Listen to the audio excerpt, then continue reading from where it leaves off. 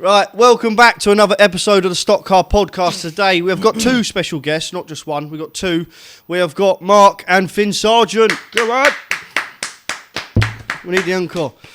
Right, thank you very much for doing this. Thank you for inviting us into your home with a nice stock car behind us. We've got another one out the back, and we've got another 3 new ones just over there off camera. Four new ones, sorry. Yeah, I couldn't quite see all the way back there. It's under all the shit. Thank you very much for coming on, I do appreciate it. At the beginning of the podcast, I like to tell the guests what I know about them. Start off with Mark. I don't really know too much. All I know is the smile. It's not a bad thing. No. Can I stop you for a second, though? Good. Just for a second. Just give me a minute. Oh, no. I've got something for you. You done well to wedge yourself in the corner, haven't you? I told you we wedged you. Now, I've watched many of these, and you always do them in your Crocs. So I bought you a pair of interviewing shoes. What we got here? You've got to wear them. Oh, my God. Where did you find these? Well, the power of the internet.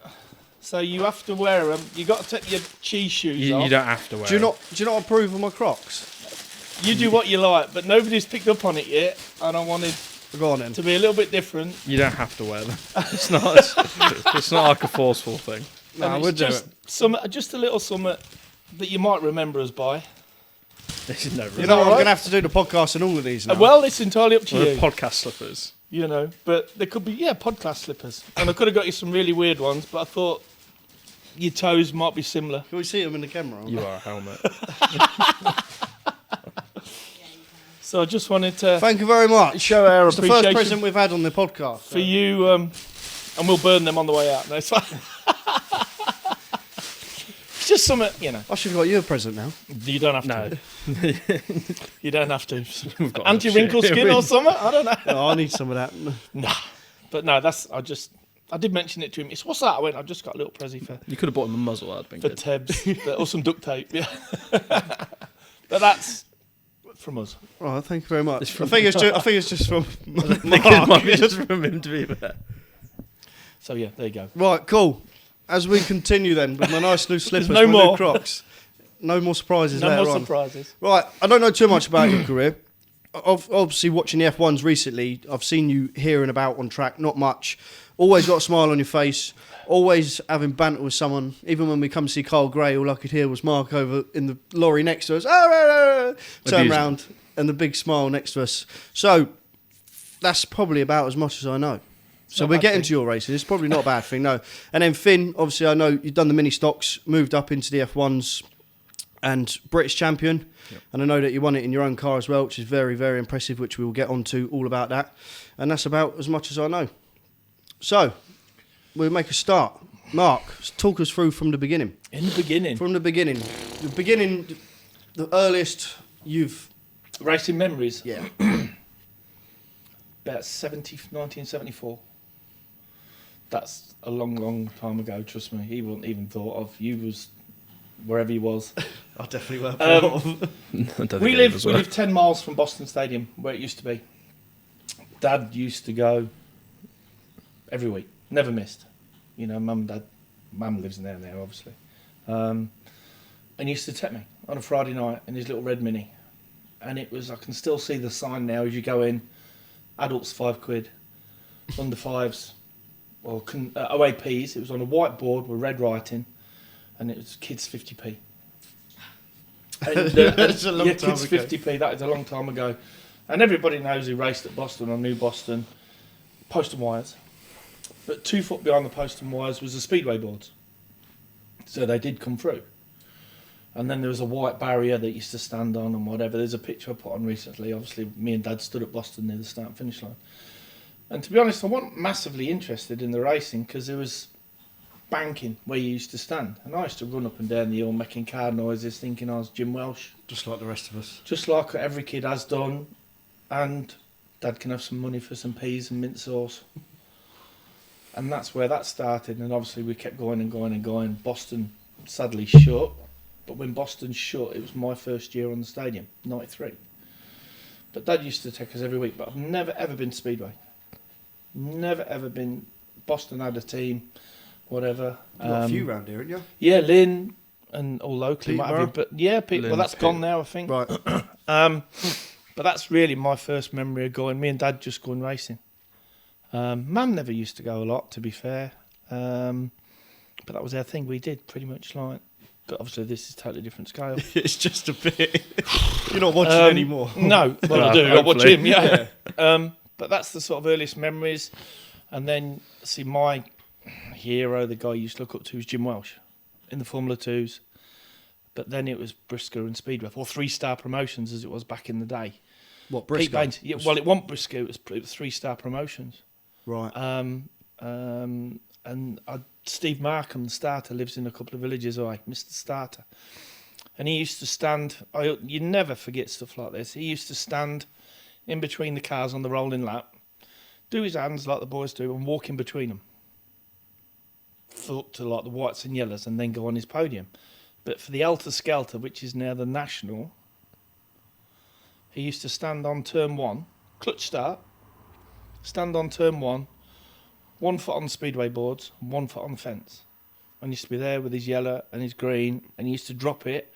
And as they was coming round, he could get from turn 1 in between the speedway boards and the fence and get to his podium. But you don't forget stuff like that. No. You know, and that sticks in your memories.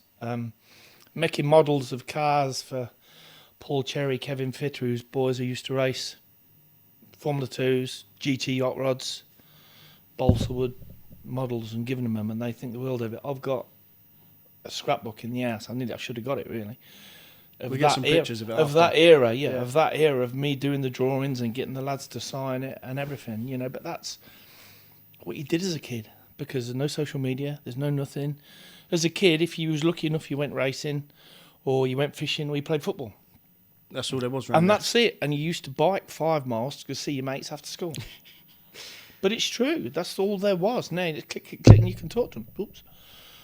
But there was nothing else. So me and Dad used to go racing to watch and watch and watch and watch. And then obviously, I used to play football quite a lot, to be fair, quite a high level of football. Got married. As soon as he was born, I stopped playing football. And just did a little bit of racing that was Formula 2s. But as soon as he was born, I stopped. What, you just started racing? Because I've been racing about 9 years. And I started racing in 91 on the grass at Hurdle Tree. How did that come about then? Because you'd gone from watching all the time to Yeah, then watching all the time with Dad. taking the plunge and doing it. Me and Dad used to work for the same... No, Dad was at GFP then, so that'd be earlier than that. 1991, I used to lay concrete blocks, driveways, for a guy, and he used to race on grass. And he had like a 1480 Mini, which was ridiculously fast. And tucked away in his shed was a really old Formula 2. So I said, can I... He said, oh, come on then, we'll take it to Bluebell at Skeggy. Grass track thing. He said, have a go in the mechanics race. In an F2? In the F2, but they had no bumpers. They had no bumpers, cut off bumpers. They used to go the other way around in there as well. Yeah, other way round. Yeah. That's a strange old thing, Yeah, isn't it? other way round. And M&S tyres. Wooden jit tyres, we used to call them. And he took it, and I had a go. And that was when I first met one of my oldest friends, Alan Veal. We call him Gringo. And he raced 515, and he had old Higgy with the big arches, and he used to race it on grass with a screamer in it, 1300 screamer in it, and that's where we first met him. So anyway, we had to go in the mechanics race, and you're there trying to get your belt and get your belt. Oh, fuck it, it'll be all right. And I think there was 19 of us all lined up. Clutch start, 5 laps, bounce, bounce, bounce, bounce, and I come about 4th, I think, with no belts on, because there was bouncing all over like a cake in a tin on its own. Do you know what I mean? I don't want to go at this. Anyway, somebody told me of this old stock car parked in this guy's shed at Wigtoft. So I went to go have a look at it, and it did look a sorry old thing. I said, how much do you want for it? He said, Sarge, I'll take 30 quid for it. So I said, okay. I'll give you and 28. she was a relic. It was a relic, honestly. So I was working for Parco then. I was 18, 19, and I was delivering motor parts for a motor factor, Parco. And I had a word with the lad up the road, and I could put it in his barn because Mum and Dad didn't know. Surprisingly enough. As you do. Like you do. But I'd written it in a notebook. And we used to have an old soda stream at Mum and Dad's. And I put it behind there. Mum found it when she was cleaning. Obviously, and she read it. She went, I know about your books. I said, okay, don't tell your dad. So I didn't. And we got talking one day. I said, Dad, I've got a stock car. I have a mum's kitchen table. We just had our tea, dinner, whatever you guys call it. I said, I've got a stock car to race on the grass. And he just went, right. I said, what are you going to do then? I says, well, we've got a trailer being built. Can I put a tow bar on your mat for Escort gear? Yeah, right. And okay, all right. So we did it. I eventually got it home, and he helped us do it. We didn't know what was doing. You know, we still don't. You still don't. Still don't. Curly and special. And Mum and Dad bought me a stick welder. Well, I could put Lego. The best thing I could do is put Lego together. And this guy, Malk Judd, helped us, and his brother Cliff, and his dad, his late dad. And somehow we cobbled this car together. And it was 298, like Jim Welsh. Mm-hmm. And sure as you have it, off we went the following year to Holbeach, Hurdle Tree Grass Track. 298, sat there. Everybody else was running 2 litre Pintos, and I had a 1600 because that's all I had, you know. And loved it, and won my 3rd ever race. But then once you'd won one, you started further back, and then you started further back on the grid in grass. Does it still work like that? Oh, I don't know. I've right. not been for a long while. But No. if you won, it's like you all start in the line together, Yeah. and obviously with the boys that spend the money, it's race to the gate, innit, as they say. Yeah. And we did that. There's about 6 or 8 of us. There weren't many. And then somebody won the first one, somebody won the second one, and I won the third And one. you just go further. Yeah. And did that for 91 and then half of 92. End of 91, I bought a car off Trevor Clow, an ex-Kroll and Jackdaw, which some of the old F2 boys will know, Will Cole and Justin Cole and people like that, and the boys at FemFab. Yeah. Speedway Superstock guy, Howard Cole, you've heard of him. Yeah, it was related to him with the Kroll and Jackdaws. There was the same team in the 70s and that. And he helped me do that one for the grass, which was a lot better car. 298, did it in red and yellow. And I had it airbrushed. I was one of the first to have them airbrushed. What were they before? Just paint? Just hand painted. Yeah. And this was airbrushed by a guy at Wisbeach called Paul Dennis. And he was one of the first to do airbrushing. And it was 200 quid. To a car airbrushed, it was 200 quid. And he was brilliant at airbrushing. Big fisherman, covered in tattoos, little guy, got the twang. Leave your car there, couldn't get it next day. Yeah, 200 quid charge, that's it. And he airbrushed it. And we started doing all right in it, to be fair. And then it rolled over. It rolled over. I rolled over in a big way. It just fell over. It rolled over. Yeah, it just rolled over. We had a racing incident, and it rolled over, and it made a mess. And I was all, you just get out and whatever. And then I got banned. I don't know what I got banned for on the grass. Probably, I don't know what it was. Not being aggressive, I wrote, just probably one of the officials, pain in the ass, probably. So I didn't race no more. And then we sat at the kitchen table, end of 92, the good old kitchen table. I said, Dad, I want to race on the stadium. And again, he had a fag on, because he's more than often not had a fag on, and went, you bloody kill yourself. And I went, right. What's this, Boston? Boston. Yeah. Sure enough, first meeting at Boston that year, Formula 2, Mum and Dad's there. Same car, same trailer. Obviously different spec, because we just spec'd it up to the Formula 2s. So you put a bumper on it? Put bumps on it, yeah. Painted it black, green chassis. Look well and nice. white roof, yeah, look mint. Yeah. Looked like a real looked like a real bad polo. Yeah. Did you put a 2 litre in it? Yeah. Right. Yeah. 2 litre. Paul Fisher built the engine. He used to work at Vegan Toon, and some of the people who might watch this can remember Vegan Toon, because they built Jim Welsh's engine back in the day.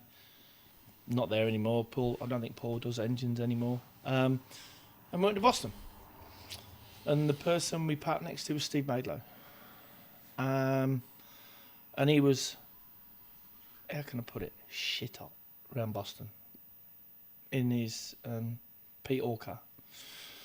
So anyway, he first meeting of the year, March, whenever it was. I think I'm doing not too bad, and Alan Veal comes up behind me and gives me the tiniest of taps. Tink. And I'm going towards the fence at probably 10 mile an hour. Okay. Grasham would have been non-contact. And it went, yeah, Grasham was non-contact, Yeah, yeah. and it just went, tink, up the fence.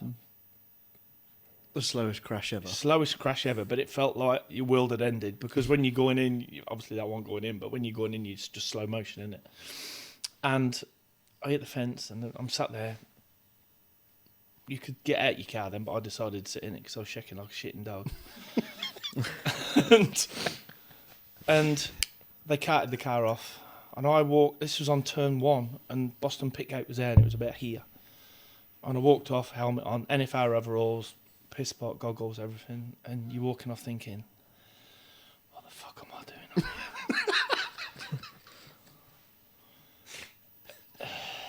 And you're like, and you're 20, 23 years old, and you're like, What do I say to them when I go back to the pits? That's what you're thinking. yeah, fucking hell. Drove this car all the way here and now. Yeah, it's not like we've travelled miles or anything. It's only 10 miles, and you're like, Feels a long way on the way home. Though, anyway, doesn't it? that meeting.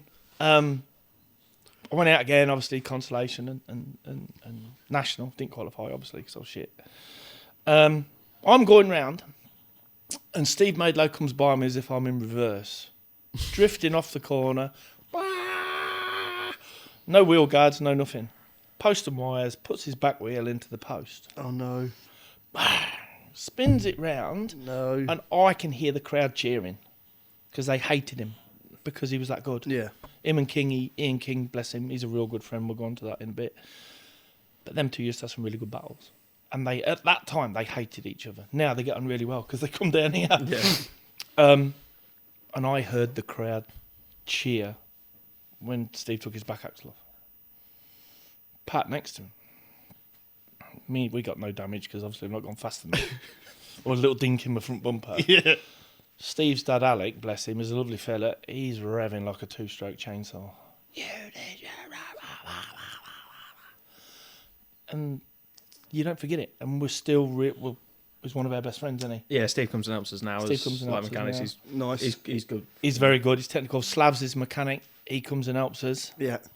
His dad comes and gives us some grief, bless him. But they're part of what we do.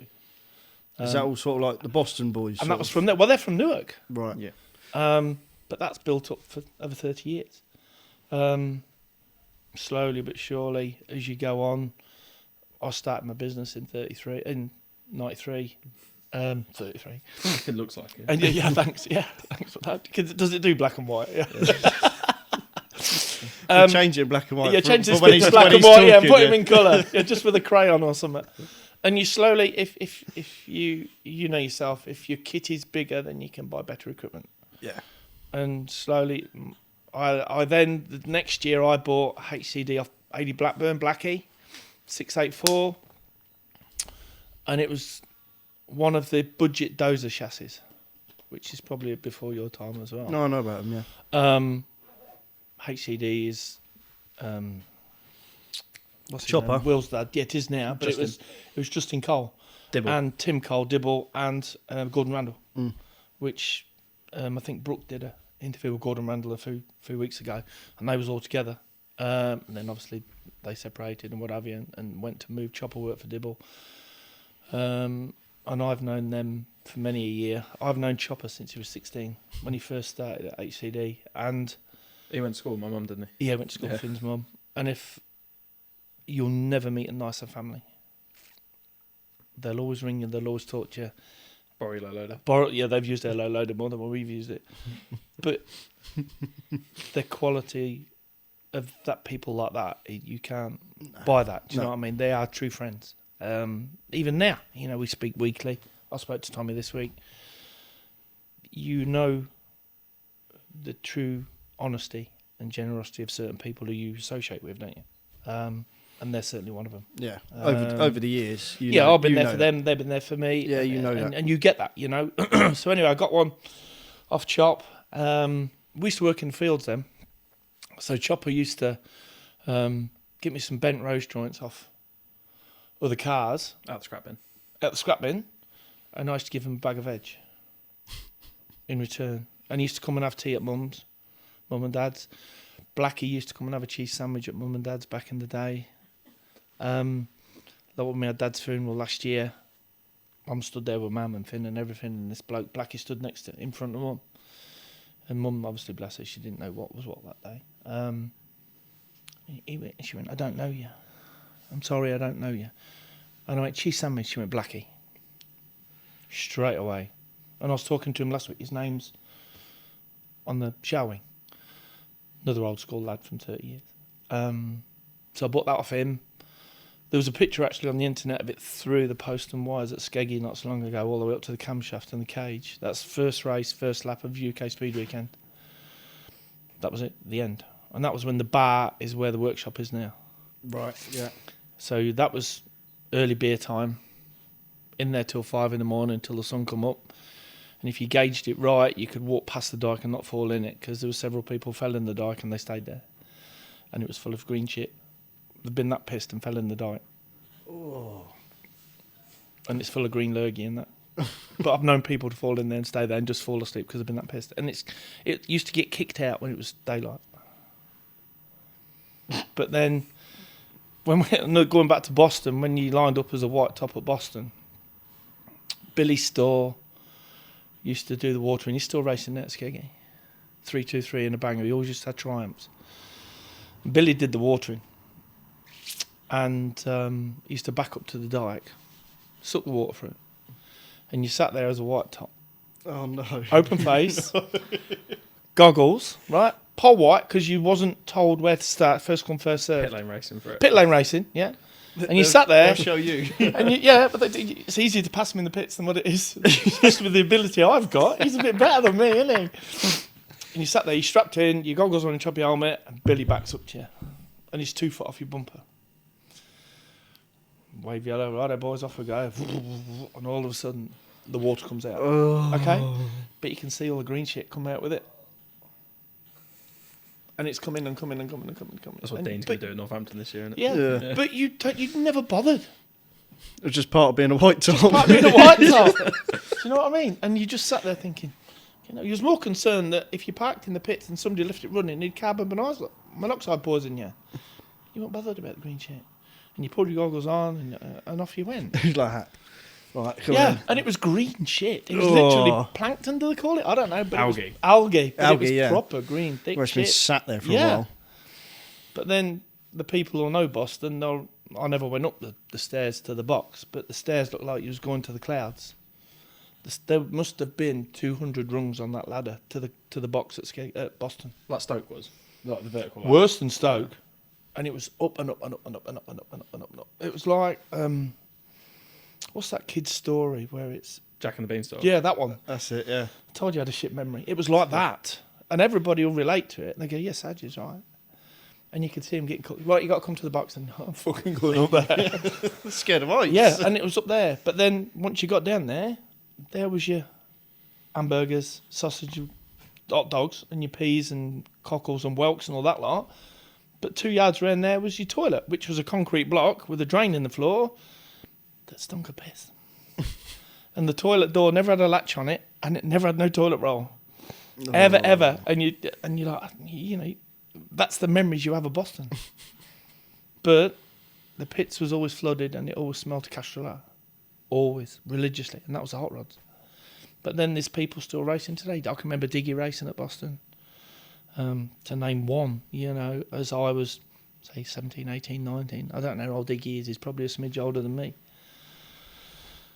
But you remember that. You don't forget that. No. That's logged in here. Mm. Going on, So what, from the white roof then, did we... we progressed in Blackie's car to a yellow, Right.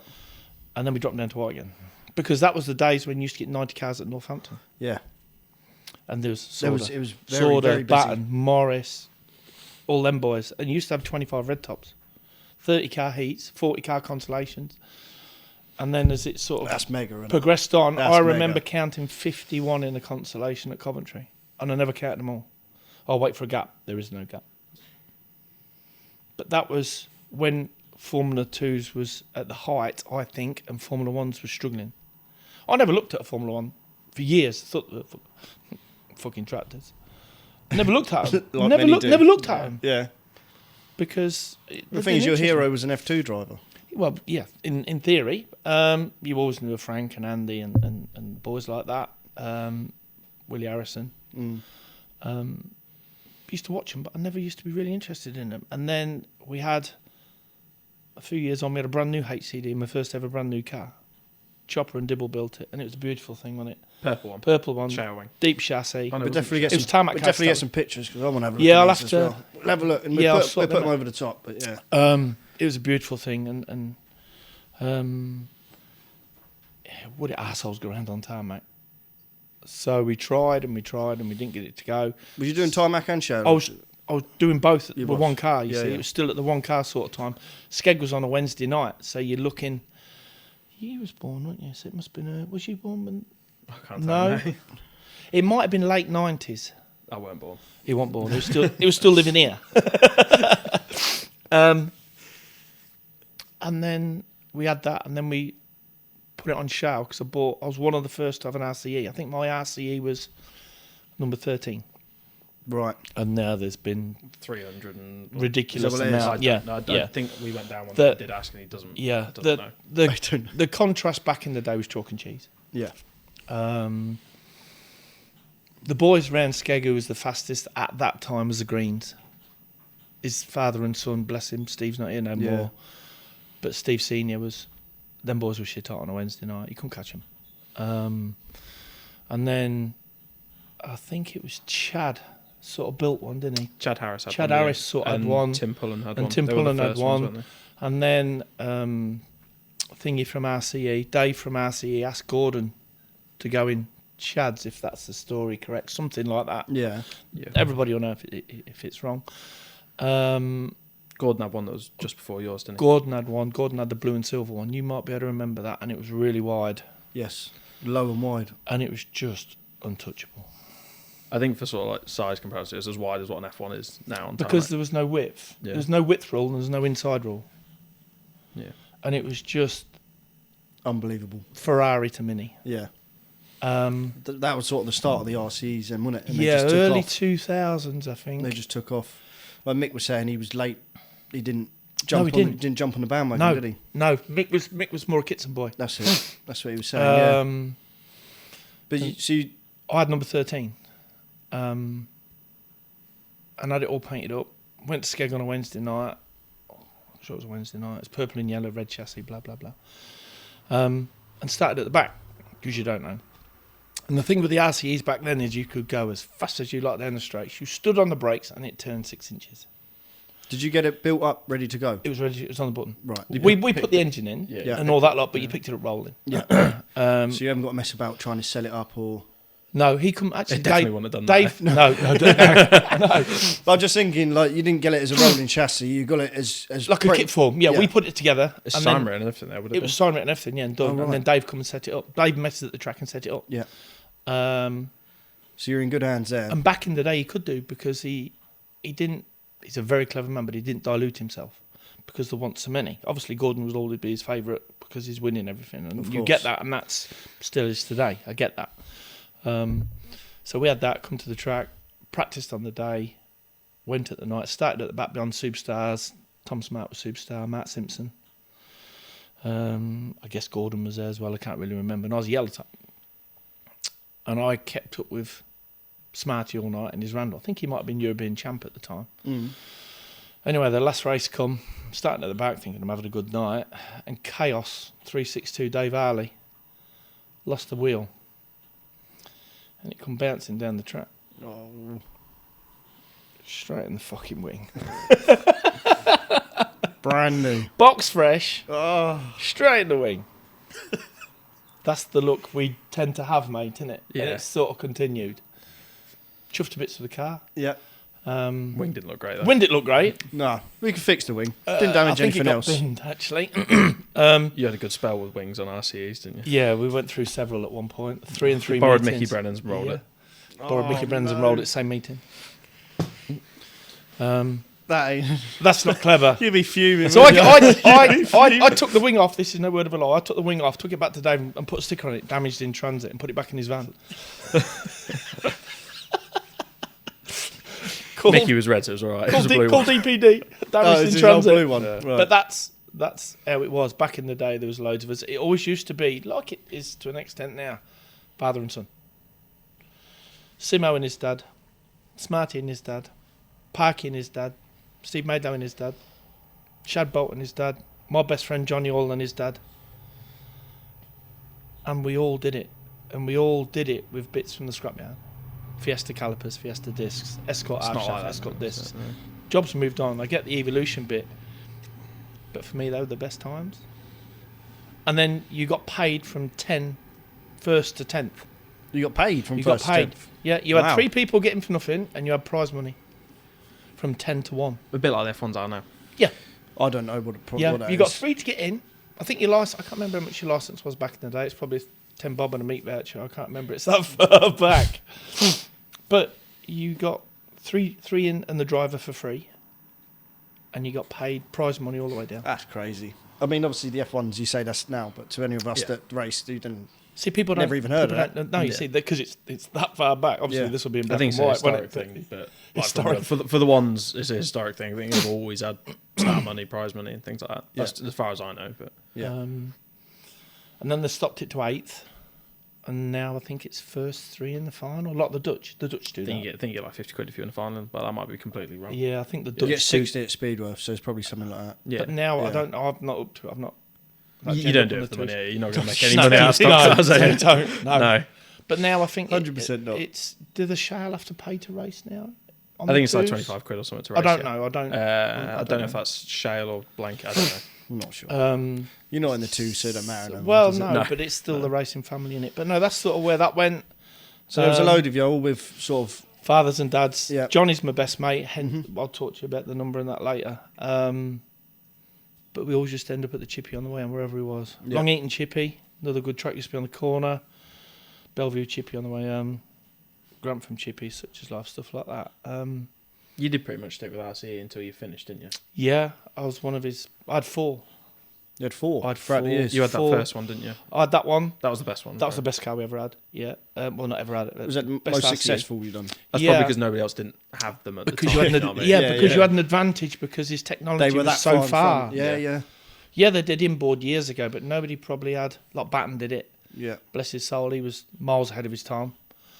And Dave come along and he did it, and then they couldn't touch him, could they? There was a second faster. No, not a second. Well, faster. but there was miles faster. Even made you look good, so it was half time. Yeah, so it was half tidy. Yeah. Yeah. Yeah, they were right. Yeah, these Whether things were right, didn't they? he was radio controlling or not, I don't know. But the difference was chalk and cheese. Yeah. You followed on from that and had a shale car, didn't you? That's it. I mean, everybody else had a Randall or an Elite, won it at the back in the day. The On Elite time. was very Terry popular. George was Terry about, George, yeah. Like Mick had an Elite, didn't he? And then he had a Kitson. Then Kitson sort of come on board with his style of it. And I can remember Daz going to Barford, and he had a lorry battery in the side to get the inside weight, and it was that long, and there was no inside weight rule, was there? And they put the pod on, and he got the cover of it. He took the top off it, and it's got a massive lorry battery on it, so it's going to turn around on its own, isn't it? Done charge up in the week on the fin. no, probably not. But Daz didn't like RCE and used to wreck everybody, didn't he? Did Went he? on a wrecking spree at one point. I do where he remember just- it as a kid of Daz smashing RCs. Daz I smashed didn't know everybody. that. He never Yeah. smashed me up. But he's smashing the other no, top I know. of his I can do it myself. He went for the red top. He went for the big boys, yeah, not the little cheese. But then he that's Daz. Yeah. Daz is old school. Tough as old If I boots. can't beat him, I'm going to wreck I him. reckon, Yeah. but he did. That's good. He wrecked everybody. And then sort of got from yellow. And 1 year, I can't remember what year it was. We're in the 2000s now. Yeah, Yeah, Yeah. probably 8 you had your first. probably 7. 7, No. 8, You had something back like surgery that. The in wing. 7, I didn't had back surgery. Was that before the RCE? No, I won heat at Lynn, which was a regular occurrence in the 2s when they first started at the first meeting. No one there. Yeah, you was, because there's a picture in the kitchen. You look so cute. What went wrong? Is that an RCE on Shale? That was No, the HCD. That's in your HCD, yeah. Won that, and then I got well placed in the final. Won the heat at Skeg, and got high placed in the final.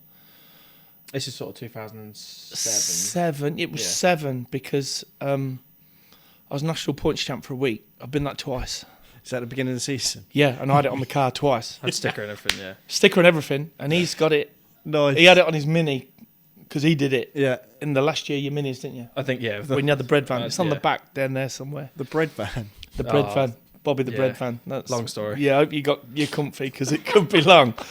And I had national points champion for a week, and then I went in for back surgery in the March, the day after I raced at Skeggy, and I was points. That's leading the why you points. didn't keep it, wasn't it? Yeah. I'm not bothered. Yeah, basically. I couldn't. I was in that much pain, Tebs. It was like sitting on that all the time. Oh. It was horrific. Is that from racing or just? I don't Probably picking veg in the fields, to be fair. picking veg in the fields, playing football. I did a little bit of training then, and if I'm honest, I slipped on the Smiths machine. I thought I had some weight. You're there and you go down, obviously, and you hook it over on the Smiths machine. And I thought I'd hooked it over with a lot of weight on, and I hadn't, and it squashed me. And I think that's where it started. But I had my muscle and my discs was doing this, which is normal. But I had a nerve going all the way through it. I couldn't get out of bed in the morning. I had to push myself out of bed in the morning. Still in racing. But it didn't hurt because it hurt all the time, so it's irrelevant. I had 3 epidurals. They never fixed it. I used to sleep in my socks, so I didn't have to put them on in the morning. It was that. I remember sitting at Sheffield once. Once you'd gone to sleep, you'd seized up, and that was But it. if you moved, you woke up. Right. And it's like that all the time. Went Yeah. to America when he was 4, so it would be, 2004, 2006. Yeah. 2007 I had it done. And it's just like sitting on that all the time. So his mum used to be a beautician, or still is, or whatever. And somebody come in and said, I've had my friend's had back surgery. There's a place in Peterborough does it. Private guy. So we went to see him on my birthday. I managed to get an MRI scan, still in there. Took it to him, passed it over, says, hello Mark, you right? Yep. He's like that. Can you fix me? Yep. Okay. That's a good start. Yeah. When can you do it? In 2 weeks. I said, okay. I'm points champion. Hang on a minute. Points leader. I wasn't really worried about that. I was still on my 1 pair of socks still. How much is it? And he went, Trade your RCE in at the hotel. this is going to hurt more than the actual operation. I says, right. I says, it's 14 grand. I says, right. This is 20 odd year ago.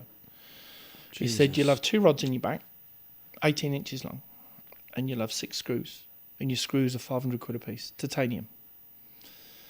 So I always used to have the joke with his mum, if I go first, weigh me in and buy yourself an handbag. Yeah, you're getting cremated, not buried. Yeah. However, that was that. Anyway, so I says, right. I was like, fucking hell, when am I going to find that money from? My instant reply was, do you do club book terms? Can I pay you £2 a week for the rest of my life? He said, would you want me to do half the operation? I went, no, not really. So we went away, come back, and ring him up. Says, yeah, I'll have it done. So we went in, and there was 6 of us going on the Monday at Peterborough. It's next to the Creme, so if you got it wrong, you ain't got far to go. Just to be chuck you fair, out the window. you just scoop you up, put you away. Some lads was in for knees, and some lads... I never see anybody. So I went in, signed in, got your gown on, nil by mouth, obviously. And there were 6 of us in there for various reasons. All surgeries used to be on a Monday. I was last. I went in at 2. And I come out at 6:30. It's 4.5 hour up. So anyway, Cool. I'm laid there like, you come round, fuck, I was going to sleep. I can't move. He promised me, his words was, I promise you will walk tomorrow. And I'm like, shut up. That was polite. Anyway, woke up and I've got a massive pad on my back where they've cut me. And he said, yeah, Mark, everything went all right. Oh, yeah, you're all right. I said, yeah, not too bad. I'm just a bit stiff. He said, yeah, you will be. He said, he sat on the foot of the bed. He said, I need to talk to you. I said, what's up? He said, it was a little bit more intense because your MRI was slightly out of date. Not out of date, but towards the end of 6 months.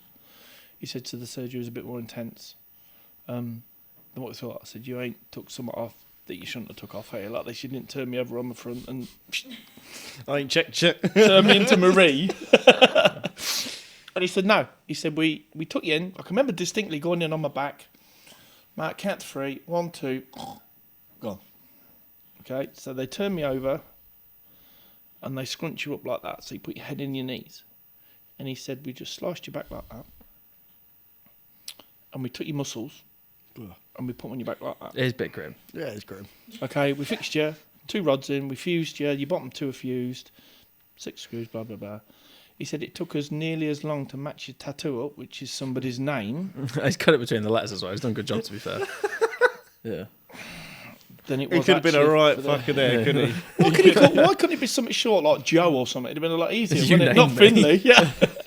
But that's another. We'll tell you about why he's called that. And he stitched me up, and he says, "Right, I'll come see you tomorrow."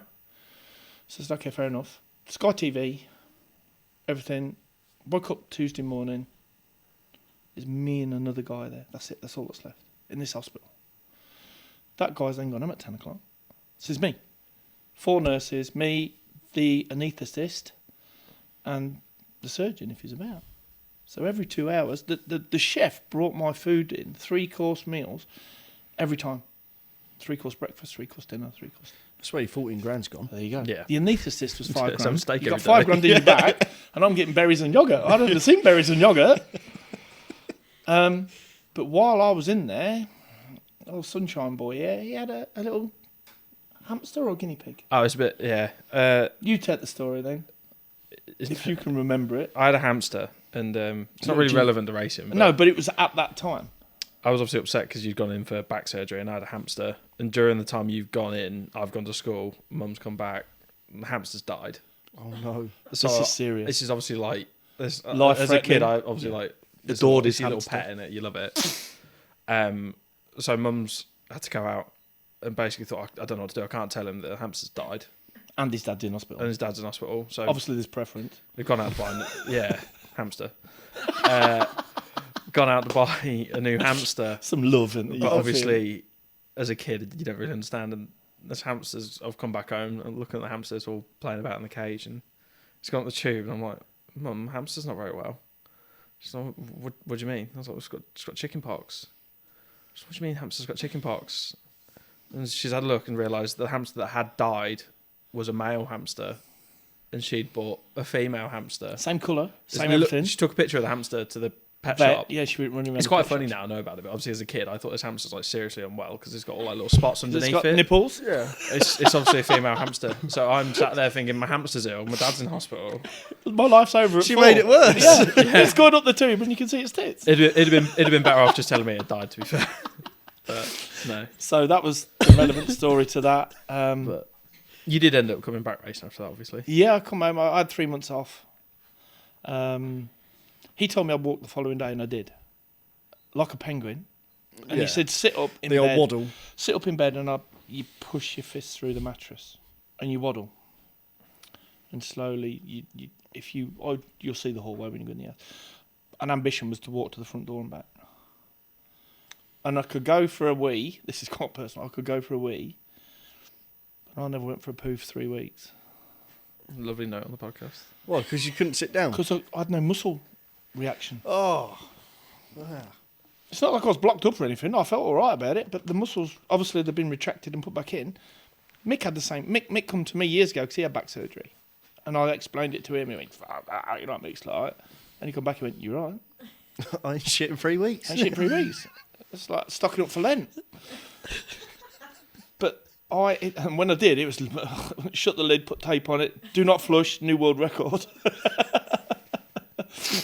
But that was that. I come back, then I come back racing.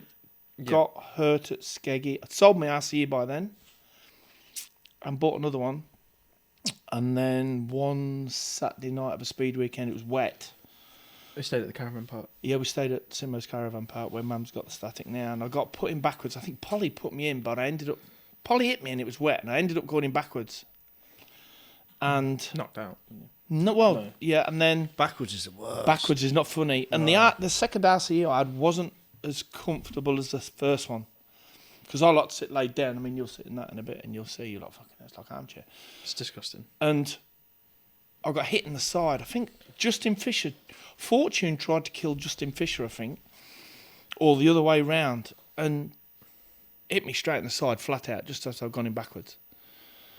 And I don't wave my hands and cry wolf or nothing like that, and I had to that time. I was like fucking hell. And Ellen Kalita come running over. Sarge, you're right. I went, I cannot feel my legs. Oh, no. She said, right, take a minute. I said, I'll take 3 or 4 if you don't mind. And I couldn't feel them. I could not feel them. Couldn't move them. Couldn't feel them. Couldn't do nothing. Oh, my God. Oh, fucking hell. So anyway, I managed to get out after about 5 or 10 minutes. And that, I didn't race much after that for a bit. It screwed me up, didn't it, big time? We went back to the caravan park, and you obviously couldn't drive anywhere, the lorry. I think Glyn, who was our mechanic at the he time. couldn't drive at the time because He was having he had surgery, didn't he? Yeah, lymph node surgery.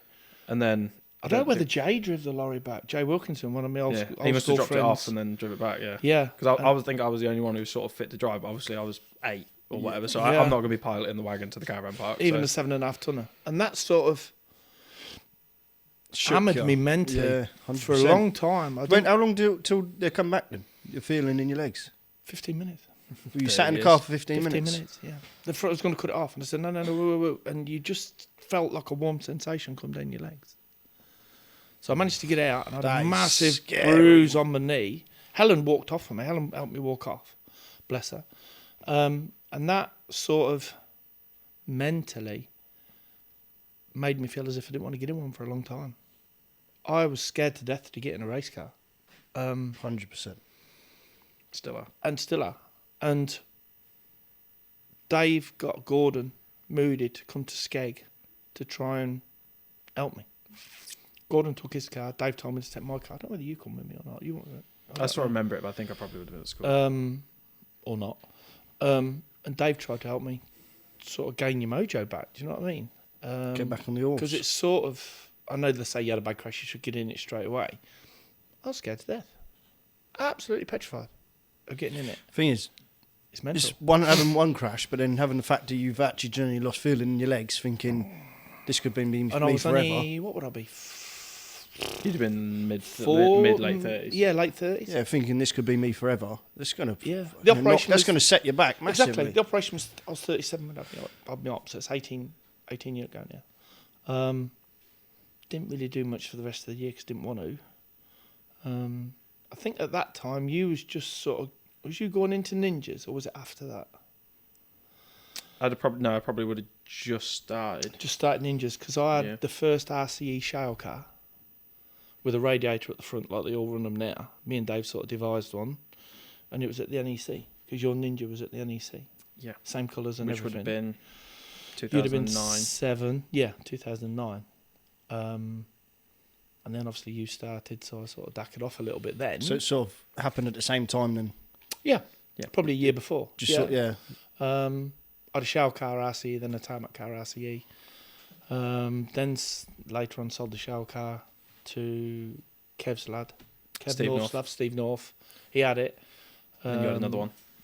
I had a HCD then. I had another RCE. It was a bit of a tarmac sort of transition to a shell car. It sort of weren't as good as the old one, was it? No. That was the yellow and pink and purple one. It looked like a sprint car. Yeah. It was made to look like a sprint car. I remember that, yeah. Yeah, real nice looking thing. Yeah. And then that was with Chopper. No, it was with Dave, and then you had it. Chopper helped us with it. And then the next one I had was the green one off Chopper, which was my last Formula 2, which would be about 14 years ago. 13 years ago.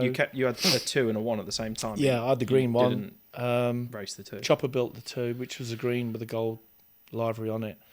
First meeting at Lynn Eaton final. It had a weird thing with a link bar from the axle to the wing. So like, I don't know why you did it. We did it just like to wind them up. From the where? It had a link bar from the wing that to came the back out of the wing of the cage, and it would mount to the axle. So when the car went up and down, the wing would move. They nearly pulled me off at Stoke because they thought it was loose. Yeah, and it was connected to it. Obviously at Stoke, it's going. Yeah, you like a BMX track, wouldn't you? And they sort of said, so what we ring? I said, it's connected. So, well, can you fix it? I said, well, no, because it's there. Cause I think every Chopper time did it on a Superstock as well. Yeah. That's Chopper was the first to do it on a Superstock. When the car braked, whatever, the wing would like Come DRS. down. If you I like. didn't even know that. Yeah, I didn't know they'd done that. Yeah, Yeah, I did think that. I think you know that. I think Ryan did it in an F1, and we sort of got the idea from that. And we did it. Yeah. And then went to the NEC with it, didn't we? Yeah. Because of the live action. I don't think you even finished the year in it, did you? Yeah, went to the NEC in it to do the live action and got talking to Tony Smith. Ah, yeah. Because you had 2 F2s at the time. 2 F2s at One the was going time. to be a hire car, wasn't it? Yep. And said to Tony Smith, said, Tony, how much is one of them to hire? I said, so you can have a hire at any time you like. Never did. Never did. No. And thought, do you know what? And then spoke to Mick Harris. I said, Mick, just thinking about going into Formula Ones. This would be 13 years ago now. Yeah. End of 20. Well, 20, January 2011, 24. 2012. No, later than that. It would have been January of 2013, 14. Yeah, because it's Because 26. I had a Mini at the time, so I was Yep. definitely racing Minis. How much would an half tidy one cost? And he said, I said, well, 10 grand, Bob. And he said, Sage, don't buy a piece of shit. He said, because you'll think the shit. He said, 15 grand will get you an half tidy one to start with. We was crabbing at Wells. I was on holiday trying to buy stock cars. And Mick rings me back about an hour later. Sage, I found your Formula One, Rudy Colino's. He wants 15 grand for it. And at the time, he was married to Chaz off Emmerdale. So we arranged it to go have a look. Went and had a look. As you all do in a Formula One, you stall it to start with, don't you? Every bloody time. Yeah. She's watched me do it a couple Yeah, of times. and now. we're They're like, not nice to drive. They are a dog, and The they. only person who's actually driven one and didn't stall it, really annoyingly, I got Emily to drive mine down the road one day, be like, oh, you'll see how hard it is. I think she stalled it once and drove off down the road, and I was like, They are a pain in the Yeah, arse. it's all or nothing, isn't it? You know. Yeah. But until you get used to them, then did that. Went in the house, and his mum and Chaz are sat there in the kitchen having a fag, and she's on Emmerdale every week. Agreed to buy it, didn't we? luxury life from the start for F1s. But no hairy slippers. And then at that time bought. This was the sort of deal we had to buy something to cart it with because we only had. Did we have a wagon? We had a wagon then, didn't we? I think you'd sold the wagon to Ashley Rundle That's it. down south to pay Yeah. for one. So And we had then nothing. The idea Sold was the that- wagon to pay for the F1 and realised you ain't got wagon. Well, Yeah. yeah. Well, we went. I remember one day as a kid, we went and we drove up, and then you had to buy the lorry. You got To there, and collect the the lorry was F1. like, yes, all right, we'll have it. Bought the lorry, but then you had to buy the lorry to pick the F1 up. Yeah. Because you couldn't buy the F1 if you I didn't. couldn't collect it, you You see. had to buy both. on the So I had same to day. buy it in the end. Yeah, Then bought it and come back. And the first meeting was Cov. Cov. You had it all painted. I think you went testing at Skeg one day. All paint, all done, tested, painted. Went to Skeg and I'm like, these brakes are dog shit in this. Wouldn't stop shit. Well, you basically did it like an F2, didn't you? You decided Yeah. that why has it got 4 brakes on it? You don't have 4 brakes on a stock car on shell, so you took the outside front brake off. Didn't realise. Which, knowing what that we the know now on an stagger and F1, everything- it's not really. No, appropriate. No. Limited, maximum. Oh, I think you went out for your 5 laps, didn't you? And I yeah, remember, and the Panhard broke. but on the way to the track for the 5 laps, they had a teleander at Cov. So I remember like, oh, Dad's going to go do his 5 laps. And you stood there on the side watching him do his 5 laps. But I was like, it looks a bit different as you got on track and when you went off. And you'd driven it into the forks of the Just teleander. caught the fork, just glanced the fork You'd of not the been on teleander. track in it and driven it into the forks and teleander because 'Cause they're we so was- tall. We was packed in the bottom pits, Yeah. undercover. Nobody knew we was there, you see. He'd driven the wing and the wing had hit the telehandler forks and bent all the So wing back as it bent come some of on the wing track. back. And then the Panhard broke on track. On lap I think you 4. did like 3 or 4 laps, didn't But you? he did that, but I'll tell you about that at another time.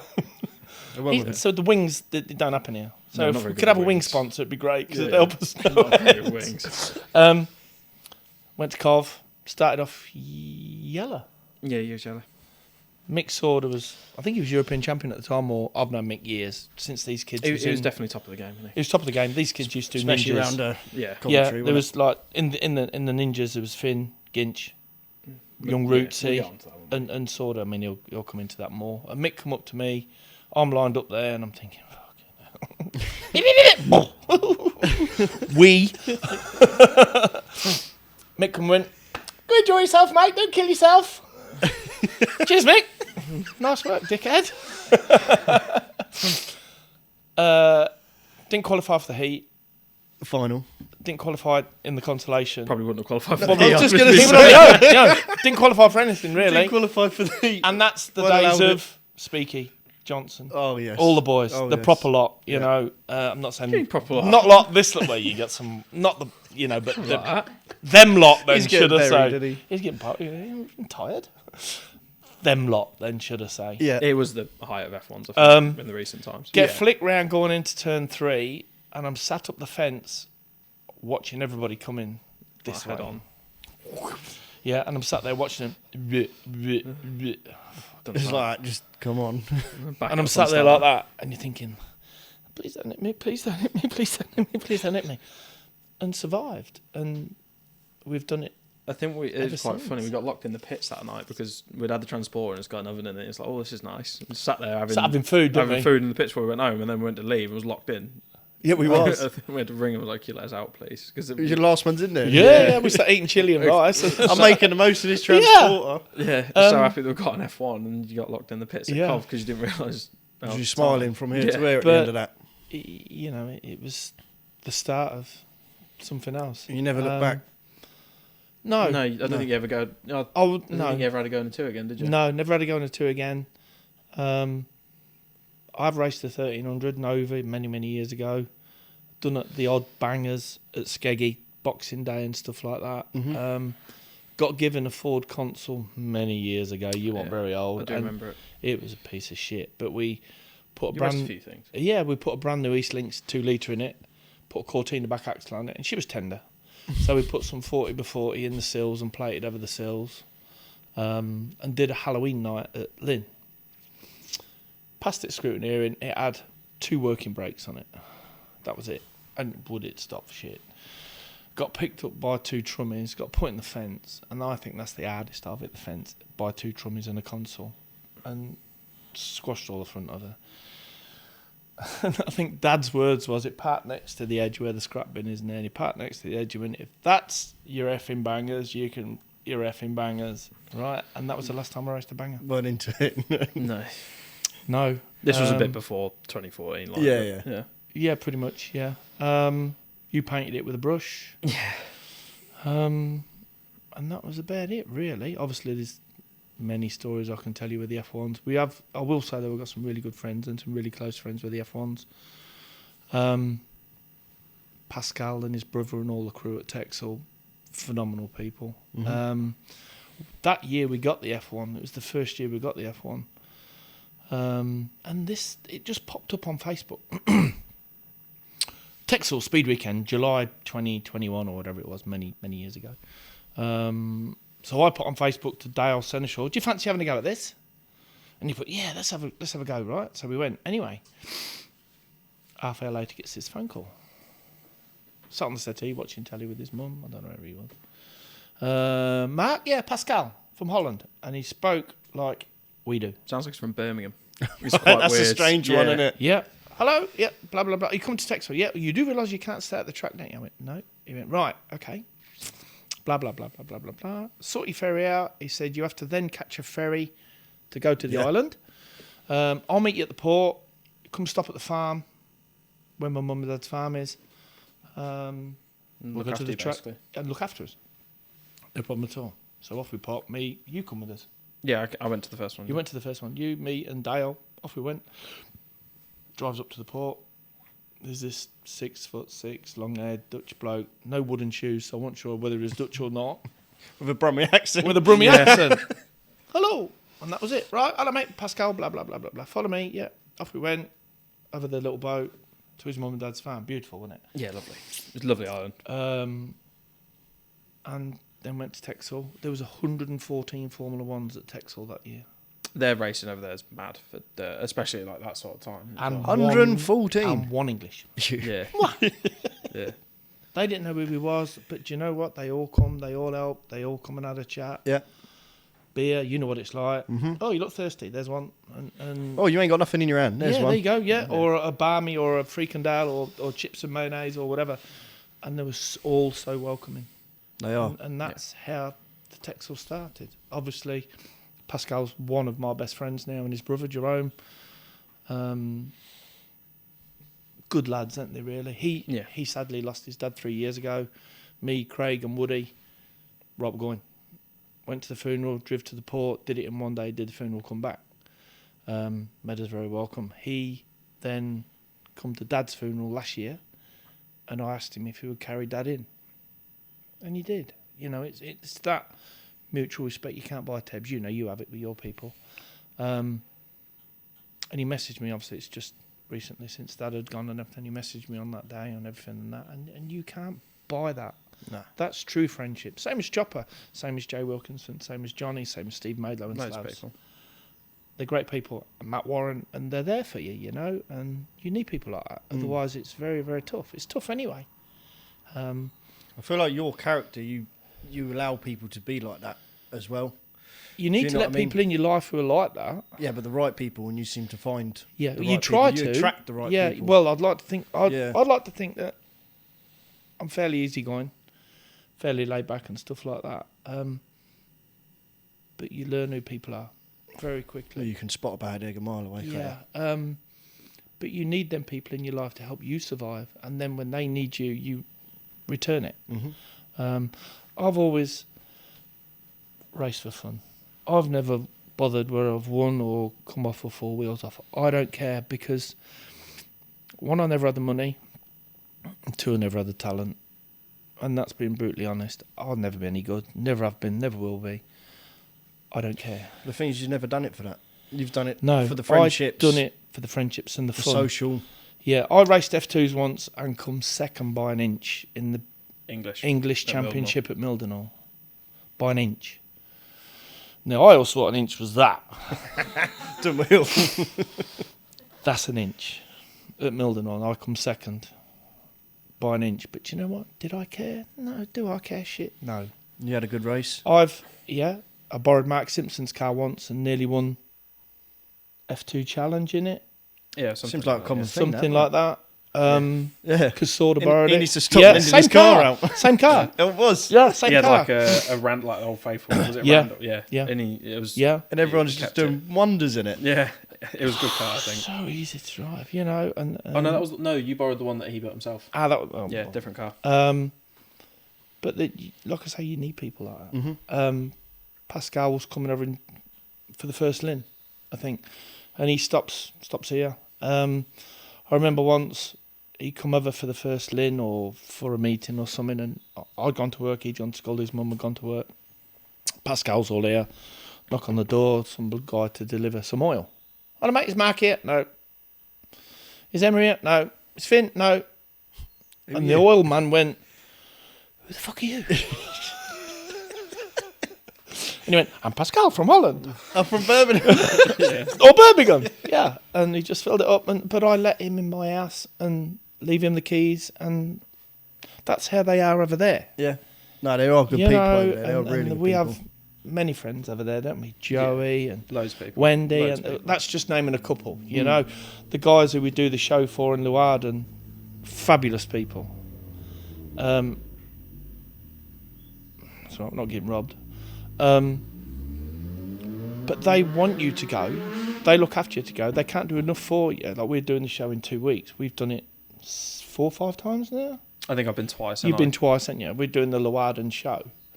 It's like a Dutch sort of Dutch NEC, Yeah. Similar, but it's so more laid That's back. what Nick's getting his cars ready for. And you go and you get the ferry, you come over and you drive there on a Friday. Matt, do you want a few laps? Yeah, okay, no problem.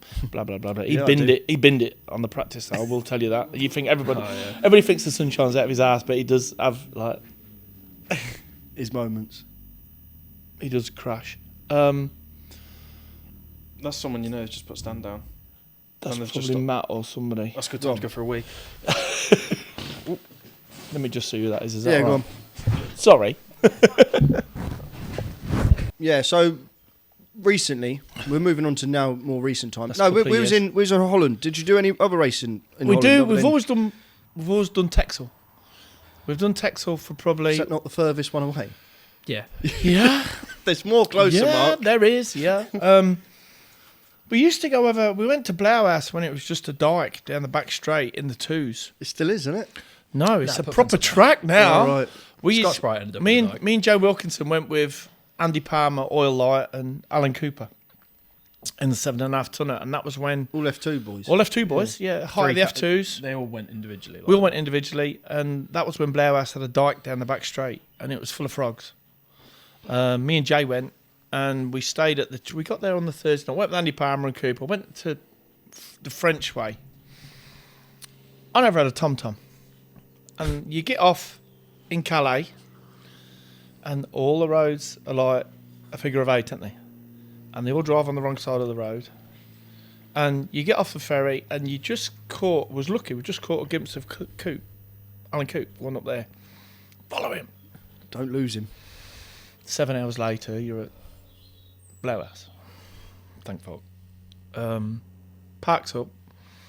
Eventually finds the track. We pull the let us park in the fields and whatever. Go race. Do your thing great. And you park in front of the dike. The other side. That goes onto the track, which is the other side. Anyway, me and Jay's in the lorry, and it's after the meeting. We've had a few beers and something to eat and blah blah blah. And you get in bed, get settled down, and there's this. Oh no! What the fuck's that? And we've only gone and parked near the dike with about 400 horny frogs, because it's spawning season, all night. So you got Mr. and Mrs. Frog doing the thing, and then you got the neighbours, their other neighbours, they're all their neighbours, all night. You look like Rocky Raccoon when we looked at each other and went, we can't stop here. So that was, we just laughed about it all the time. Come back, obviously. Now we go we've been to Texel for 10 years. You did the shower ones, don't you? I'll do the shower ones. Yeah, I'm not ever so keen on Venray for one, it's tarmac, and two, for 2 or 3 other reasons, which is political, but I won't go into that. He loves it, so he goes. The shower job is just Emmon. We used to go to. I went to Emmon with Johnny Lawrence and Steve Lawrence and Cameron Pugh. That's P-U-G-H, not Pooh, as the Dutch commentator called him. Cameron Pooh, line up, Cameron Pooh. And we was crying. But they took me 2 months after I had back surgery. I didn't have to pay, didn't do nothing. Just came along. And just went with them. But that's the old school F2 lads. They never did it again. No, they didn't. No, they never did it again. No, they never took me again. They never invited him again. But then we do that. We try and do Blair House, but we've always done Texel. Yeah. I missed Texel last year because just finances, really. He's, as you... Was it not a semi as well? I No, know you went and I had a semi-final. I didn't go and you had a semi-final. And obviously, like with my stage of the career now, I'm still not going to win nothing at 55. Do you know what? I'm not bothered. But The thing is, you're not doing these meetings to go and win, though. No, I'm you're not. picking and choosing them, your ones you want to go just for do. fun. Yeah, I've always done to it go for and enjoy fun. yourself the most. No. As you're saying, you're going all the way over there because of the people that are there. The banter, the Yeah. fun, the people, the racing, win, lose or draw, I don't care. Never have done. Really don't care. Some people have got to win, and I get that. And some people thrive to win, and they need to win, and it's their business. Totally understand that. I took my hat off to them. Frank, Tom, Ryan, people like that. The boys are gifted, and they can all build a stock car. That's their livelihood, their lives, their everything. This has always been a hobby. It always will be a hobby. I was pretty good at football. I was half sharp at fishing. Have I been any good at this? You'll have to ask other people. We've had a moment. I'm not bothered. Flourishes. Yellow. Flourishes. When I was in F2s, I had put on my wing once because I couldn't get above yellow. Yellow is the new red. And I've had it on I twice. like it. You've always loved the bullshit sticker. I've always loved the bullshit sticker, yeah. I don't care, Tebs. I really don't. I'm just in it to try and something to do. It's just Have a release. No, it's just, Have a- it's just social, isn't it? It's to have a release and have a social. And obviously people who have got kids, like you've got a little one there, but you'll see as they grow up. Somebody once told me, never miss a second of your kids growing up. Because of work, because of whatever, and this and that. And I think that's the truest words I've ever been told. Because it's just how it is. You pair, like, you're young, you've got a young family and everything, you're doing this. I'll take me out after you, a pair of you, because it's a lot of time, a lot of effort. And it's like having royalty here with some slippers. But you are, because you've hit something that nobody else is doing. And people will want to come and do this with you because not everybody sees what we do, what we've got. Some people, in their wisdom, still think you drive a car in and next Saturday you drive a car out. Hopefully they don't nowadays. I think you think that sometimes. To be fair. Back in the day, it used to work. Yeah, Trust me. That don't work no more. But it don't work no more. But then, and the garage fairies don't fix it. No, we wish they did. But, But hopefully you know. nowadays people don't just think that. That's why I like to, like we speak to very soon, like I like to listen to people's schedules as well, the weekly schedules, because to run one of these cars nowadays, it's not leave it in the lorry until the next meeting at all. No. Because you'd just be at the back. Just it becomes a chore then. Yeah, it is. It is a chore, and it very quickly becomes a chore. Yeah, and then you don't want to come in the garage. You have to have a ritual, don't you? Really. We've got 4, haven't we? Technically 4. You've got 2, and I've got 2. Yeah. He's away all week till Thursday night. 3.5 at the minute. Well, 3.5 because my 3.5. half time. Probably 3. 4 stock cars, but the Yeah, one complete one. Yeah, well, yeah, technically. But I get up at 4, take stuff in, do the office, pick them up again, and I don't want to be in the workshop every night because you need to have a life. This is why it's a hobby. But when you get to the level that he's at, you have to be in the workshop every night. Yeah.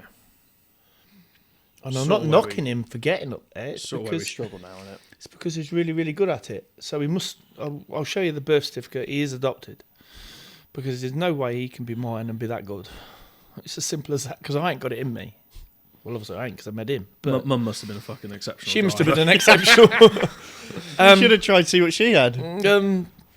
But that's how Yeah, it she did is. it on the It is your life. Yeah, it's a lot of our lives. And this, I've done it since '91. So you can say 35 years at it, constant, not stopping. And the more, like the minis, this kid had a spanner in his hand at 3 months, and then it was 6 months, and then he was crawling, and then he was walking, and then he was pelting spanners across the gravel. And then he used to come in here, and I used to start the 4-inch grinder up, and he used to go running out, no dad, no dad, no dad, no dad, no dad, and go running out the shed. Now it's the opposite way. Yeah. And now Do he's, want to get him in here. and now he's deliberately turning it and burning me, and that goes back to never miss your kids growing up, and that's the only advice I can give anybody really, because we've been really close, haven't we? Yeah. We're best mates. Until Saturdays. Until Friday night Yeah, sometimes when he comes back. When I come back. But yeah. then that's what I tried to have with my dad. Mm. And I did have that with my dad. And now I've lost my best mate, do you know what I mean? It really hurts, mate, to be fair. But hopefully I've got it with him. And I know I've got it with him. Definitely. And you're going but to you cherish try every and- moment of it. You try and teach him what your dad teach you. Mm. And I may not be the best stock car driver, but I've tried to be the best dad. Do you know what I mean? And you try and influence them. And when we was building this, Dad, what do you think? Should we do this? Should we do that? And I say something, he went, no, I'm doing my own thing anyway. You ask for like approval and then you just ignore it. Which is, you can't bust banter as well, innit? Yeah, You know what I mean? that's banter, and that's the whole father and son team. That's what But it's for all me, about. me racing, I don't know. I'm doing the show, and I'd like to You think... do a few. You're doing I'd a show like and to you're going think to do a I bit. can do a few more. Not, I only did 5 last Is year. it just Shale? Yeah. There's I've a got- tarmac car. There's in a the trailer. tarmac car, and Dad's got a memorial meeting Good Friday at Skeggy. Should have put that on show, really. That'd have made a lot more sense for you, really. I blew my engine up that meeting, but it gave me a chance to watch him, which gave me immense pride. Mum was there; she got the trophies out, and it was still raw, you see, because it was only like April, and Dad passed in January. Oh, wow. And Mum kissed all the trophies, and everybody who won gave her a hug. Because when I was at Dad's wake, I didn't know nothing about this. Pascal come over from Holland, and there's about 140 there, 130, 140 come to Dad's funeral. And we went for a meal on the Tuesday night, didn't we? And Dennis Middler drove down from Scotland. He tied in, didn't he? Went to Real took a good saloon friend. off at Yeah, he took a Lindale saloon off at Lindale or something and come to Dad's funeral. Well, he did the same to Johnny's dad. Never told Johnny Hall. Johnny lost his dad 2 years ago. Dennis, I think, lost his dad last year or the year before. And I was away in Benidorm, and it was fucking microphone. Dennis's dad's funeral. Keep your arms in. So I couldn't go, but Dennis surprised me. He told Johnny, and then he come and met us for a meal, and he come and did that. again, you can't buy that. No. So we stood at the wake, and obviously we've done the thing, and that it is what it is, isn't it? You know what I mean? Pascal stood up, said, right, I'd just like to have a few words, blah, blah, blah. Obviously, all us lot have been talking. And Mark sort of organised a race for his dad at Skeggy through Paul Brown, which is, I'm going back to the 90s now when he used to take pictures. Now he helps Rob run Skeg. I said, have you got any finals left, Paul? He says, yeah, I've got a Good Friday. I said, can I have it for Dad's meeting? I'll buy the trophies. I says, it's just something to give back. Done. Speaky don't care. No. You know, Rob's Rob. You Rob know- started the same year I did, but he won a bit, I think, apparently. Something like that. Something like They that. started at the same mate. They've had very different careers, I think. But, yeah. He was fast because he was ginger. Not anymore. Not anymore. Not anymore. He's a conehead. Yeah. So Paul agreed it, and the lads have been talking. And Pascal said, I didn't know nothing about this. And they've all chucked some money in. Darren chucked some money in, and Chris Cowley, he's a good mate. Pascal, Craig Finnegan, Mavis Finnegan, and people like that. And they got the prize money. So first place won 798 quid, which was my old The F2 number. Yeah. Second place got 526 quid. Yeah. And third got 326 quid. That's cool. And what was left got split. Best white, best yellow, best blah, blah, blah. A bit like Gala night. That's everybody, cool, Everybody that got is. something. Yeah. Everybody got that's something. cool. I'd be struggle to do that. It would again just now, be. like, I but think it's yeah. just going to be a normal format this year, just normal prize money. We just wanted to do it, and I bought a shield and everything to do 9 years. I spoke to Briscoe, and that they was okay with it. But to do that was nice. And the yellow top won the final. That's cool. And Yeah, he Henry come, won it, didn't he? Henry won it. Henry Robson won it, and he come over to me, give me a hug and that, give my mug and a kiss, and that was just nice, you know. Yeah. To put something back into what's been my life for 35 years. But for the people to let that happen, you can't thank them enough, can you? You know, They didn't have to, did they? That's yeah, the thing. don't get me wrong, it's still raw, it still hurts, it always will do. Because he used to come in here and take the piss out of all of us. Something nice to do, isn't it? And this is his chair. Nobody sits in it, and this is the first time I think I've ever sat in it. So that's just... Everybody loses somebody, and it's a shit club to be in. But you got to remember how there was. Does that make sense? Mm-hmm. So, and he used to rip you terrible, didn't he? Yeah. You built that, and he never... We always had mum and dad on the car, and he forgot. And he sat here, down there in that chair. Oi, George, what pops? Can't see my name on your stock car. Where's my fucking sticker? Well, yeah, pretty much, yeah. He was trying to be polite. Well, yeah, well, I've got it on my phone. Where's my fucking sticker? Fuck you, I'm done with you. And that was it, wasn't it, basically? And he sat there, see him now, sat He there. told me he reckoned it was shit. It was shit. You shit. What you built that for? Finished you the brand new shit. F1. He went, "This fucking You shit." shit. Fucking shit. It's like, You're nothing cheers. but a wanker. That's what it was, wasn't You it? finished F1. You're well proud of it. It's shit. Yeah. Cheers. But his last race he come to was the world final. It was at Skeggy, so we see him in the world final. And then he went and won the next race afterwards. They'd gone home by that point, though. And by that time, I got him in the VIP bit. Brownie got him in the VIP bit, and they didn't think. And he went and won the next race, and they never see it 'cause it's back of the truck. Oh. But Mum still comes every now and Yeah. again, doesn't she? She has a static caravan at Simo's, and she come to the world final, and she comes to She Skeggy, come to isn't Lynn, it? didn't she, this year? She'd not been to Lynn for 20 odd years, and I said, "Oh, sure, it's a good idea. Take her to Kings Lynn World Final. It's gonna be quite busy, quite dusty." Yeah. She said, "No, I'll be fine." I was like, "All right." And then I spoke to her after, and was like, "Do you enjoy Kings Lynn?" She went, "Yeah, Bit dusty. bit dusty." I was like, "Yeah." But you know what? Everybody knows her, Yeah. and everybody looks after her. If she, hey, Julia, all right, come with me, Julia, and people have brought her back to the truck, haven't they? And The old boys that you race with and stuff Yeah. like that, haven't they? Yeah. and again, you can't buy that, No. and you appreciate that more than anything because it's your mum, innit? You know what I mean? Definitely. But considering this year, I don't know, mate. We'll see. I'd like to think I could do a foo, but the position this lad's got himself in with that and the shower car, then I would be a fool to do more And take more away and from him. harbour his chances Yeah. of progressing. You know, he come on leaps and bounds. That's 2-3 years Yeah. since we've built that. Don't get me wrong. He is clever. Like I said to him, he must be adopted. He is. It's such a different level to when. Oh, that'll be all right. When I raced, Yeah. and there was several of us. That'll be all right. That'll be all right. Well, that was the norm, and now it's just not. And it ain't. And now 80% of it's won in here. Yeah. Yes, you've got to have ability, and you can pedal. A little bit of luck, but it is mainly. You make your own luck as well, don't you do, like, the day of the British when we was travelling to Ennisford.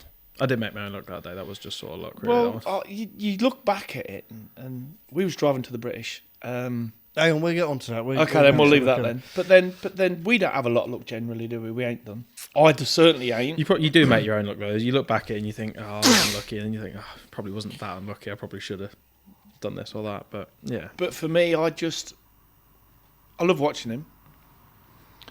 It's fucking frustrating sometimes. Yeah. Because he drives completely different to me or what I would do, but that's probably why he's doing a lot better than what I did.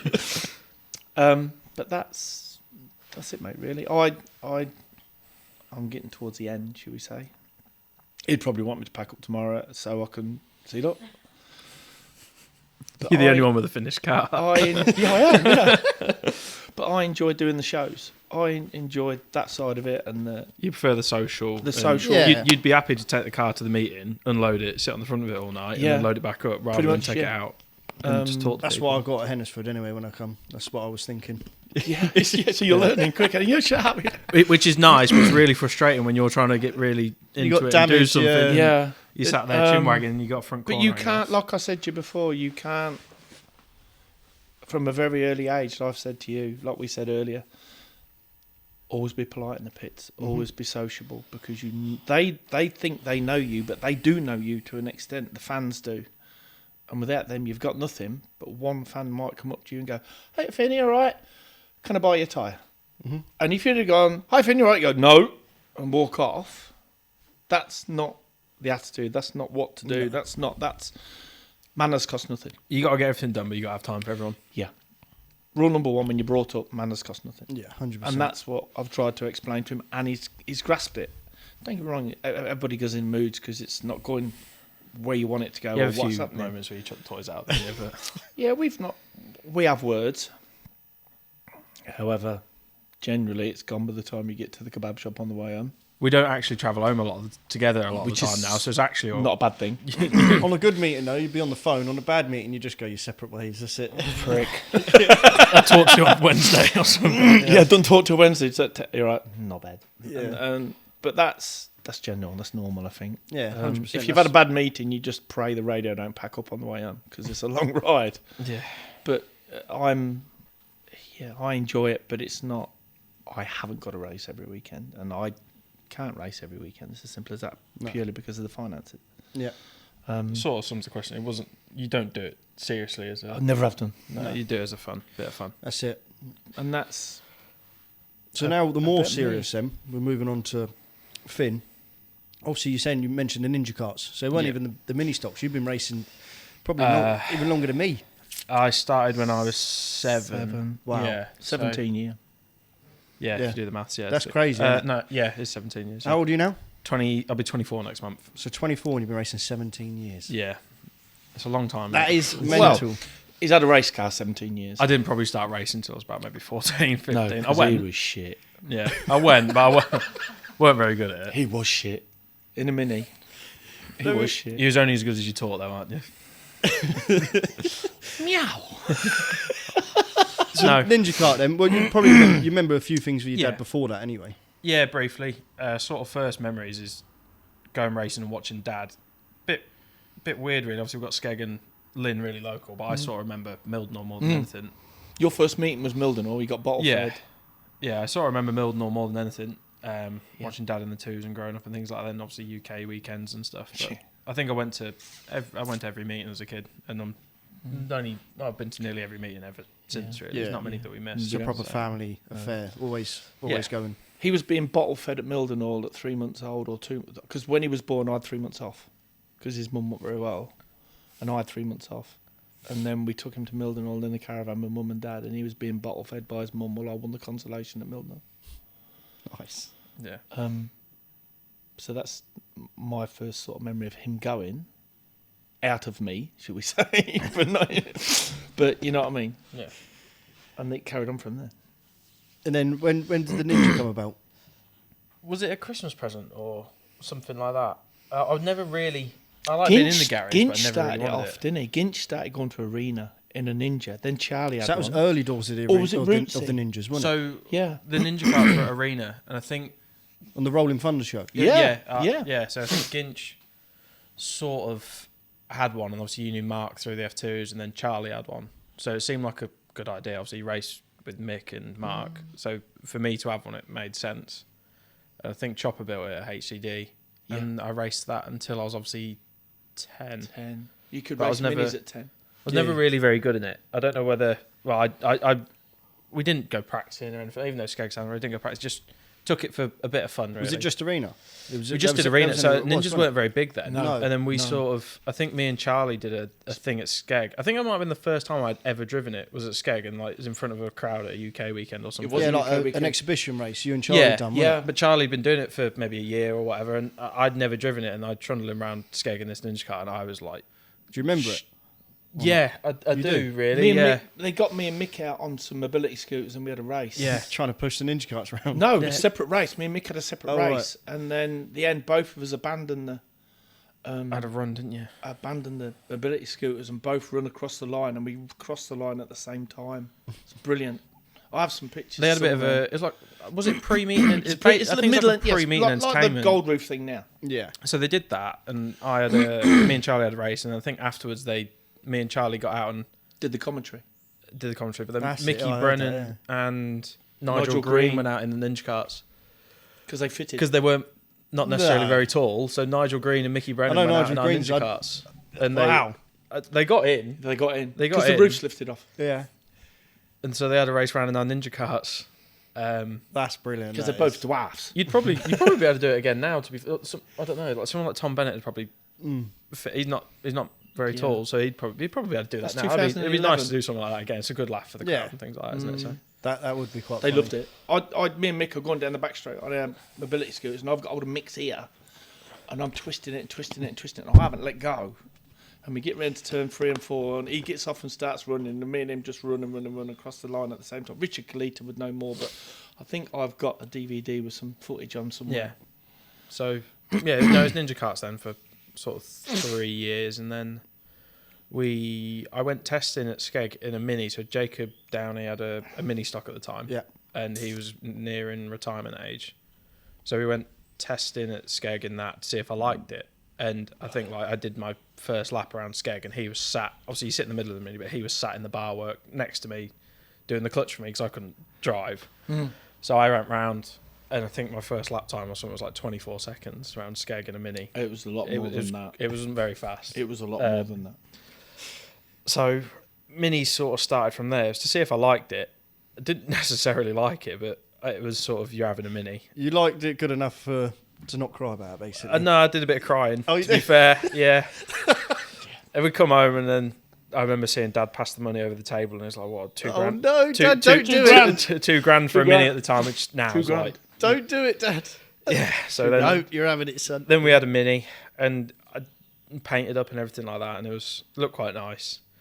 And I remember doing the first 3 meetings, and I remember someone coming to talk to Dad at Kings Lynn, and I still had my novice balls on, obviously. And I was in the van, and then I heard them talking about money or something. I said to Mum, I was like, he sold my mini.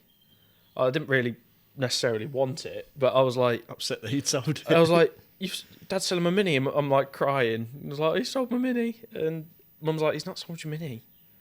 And I come back and I think I must have said to you, have you sold it? He's like, no. And I was like, oh. And I was like, okay, maybe you do actually like it and want to do the minis. And it's sort of, we carried on going, didn't we? But for the first 2 years, I wasn't very good, and I wasn't very good at all. Like my first meeting, I remember going around in practice and all your family coming. It was only a couple of days after my 10th birthday, wasn't it? Yeah, he was only a weenie. It's young though, isn't it? Yeah. So young. So it was at Skeg, and I probably would have been like maybe a week after I turned 10. And I remember sort of pulling off in practice, and Dad was like, "What's the matter?" And I was like, "Too loud. Don't like it. It's too loud." So like I remember watching the Jacob Bromley thing, and he says like, "I was too dark or whatever." Yeah, It's sort of like that. It's like Yeah. it's too loud. Like I think one of the red tops come by me, and he had obviously no back box on it, or whatever. It was so loud, and I was like, didn't like it. Too loud. So I was never. He had a book of excuses. Yeah, It was never going to be. There's a noise. Yeah, didn't like it. Somebody's hit me, or there's something wrong with steering, or this. Yeah. And you went through a phase of steering wheels. I don't like the steering wheel. Yeah. It's fucking round. Yeah, but I don't like it. I'm gonna get a new. I want a new one. So I've got a new wheel. pink one next. Yeah, Yeah. well, there's an orange one. Yeah, There's he yeah. had a fetish for steering wheels. It at is a one thing point. though. To be fair, if you've got a steering wheel you like, you got to like it. Tebs, it's not. Weirdo.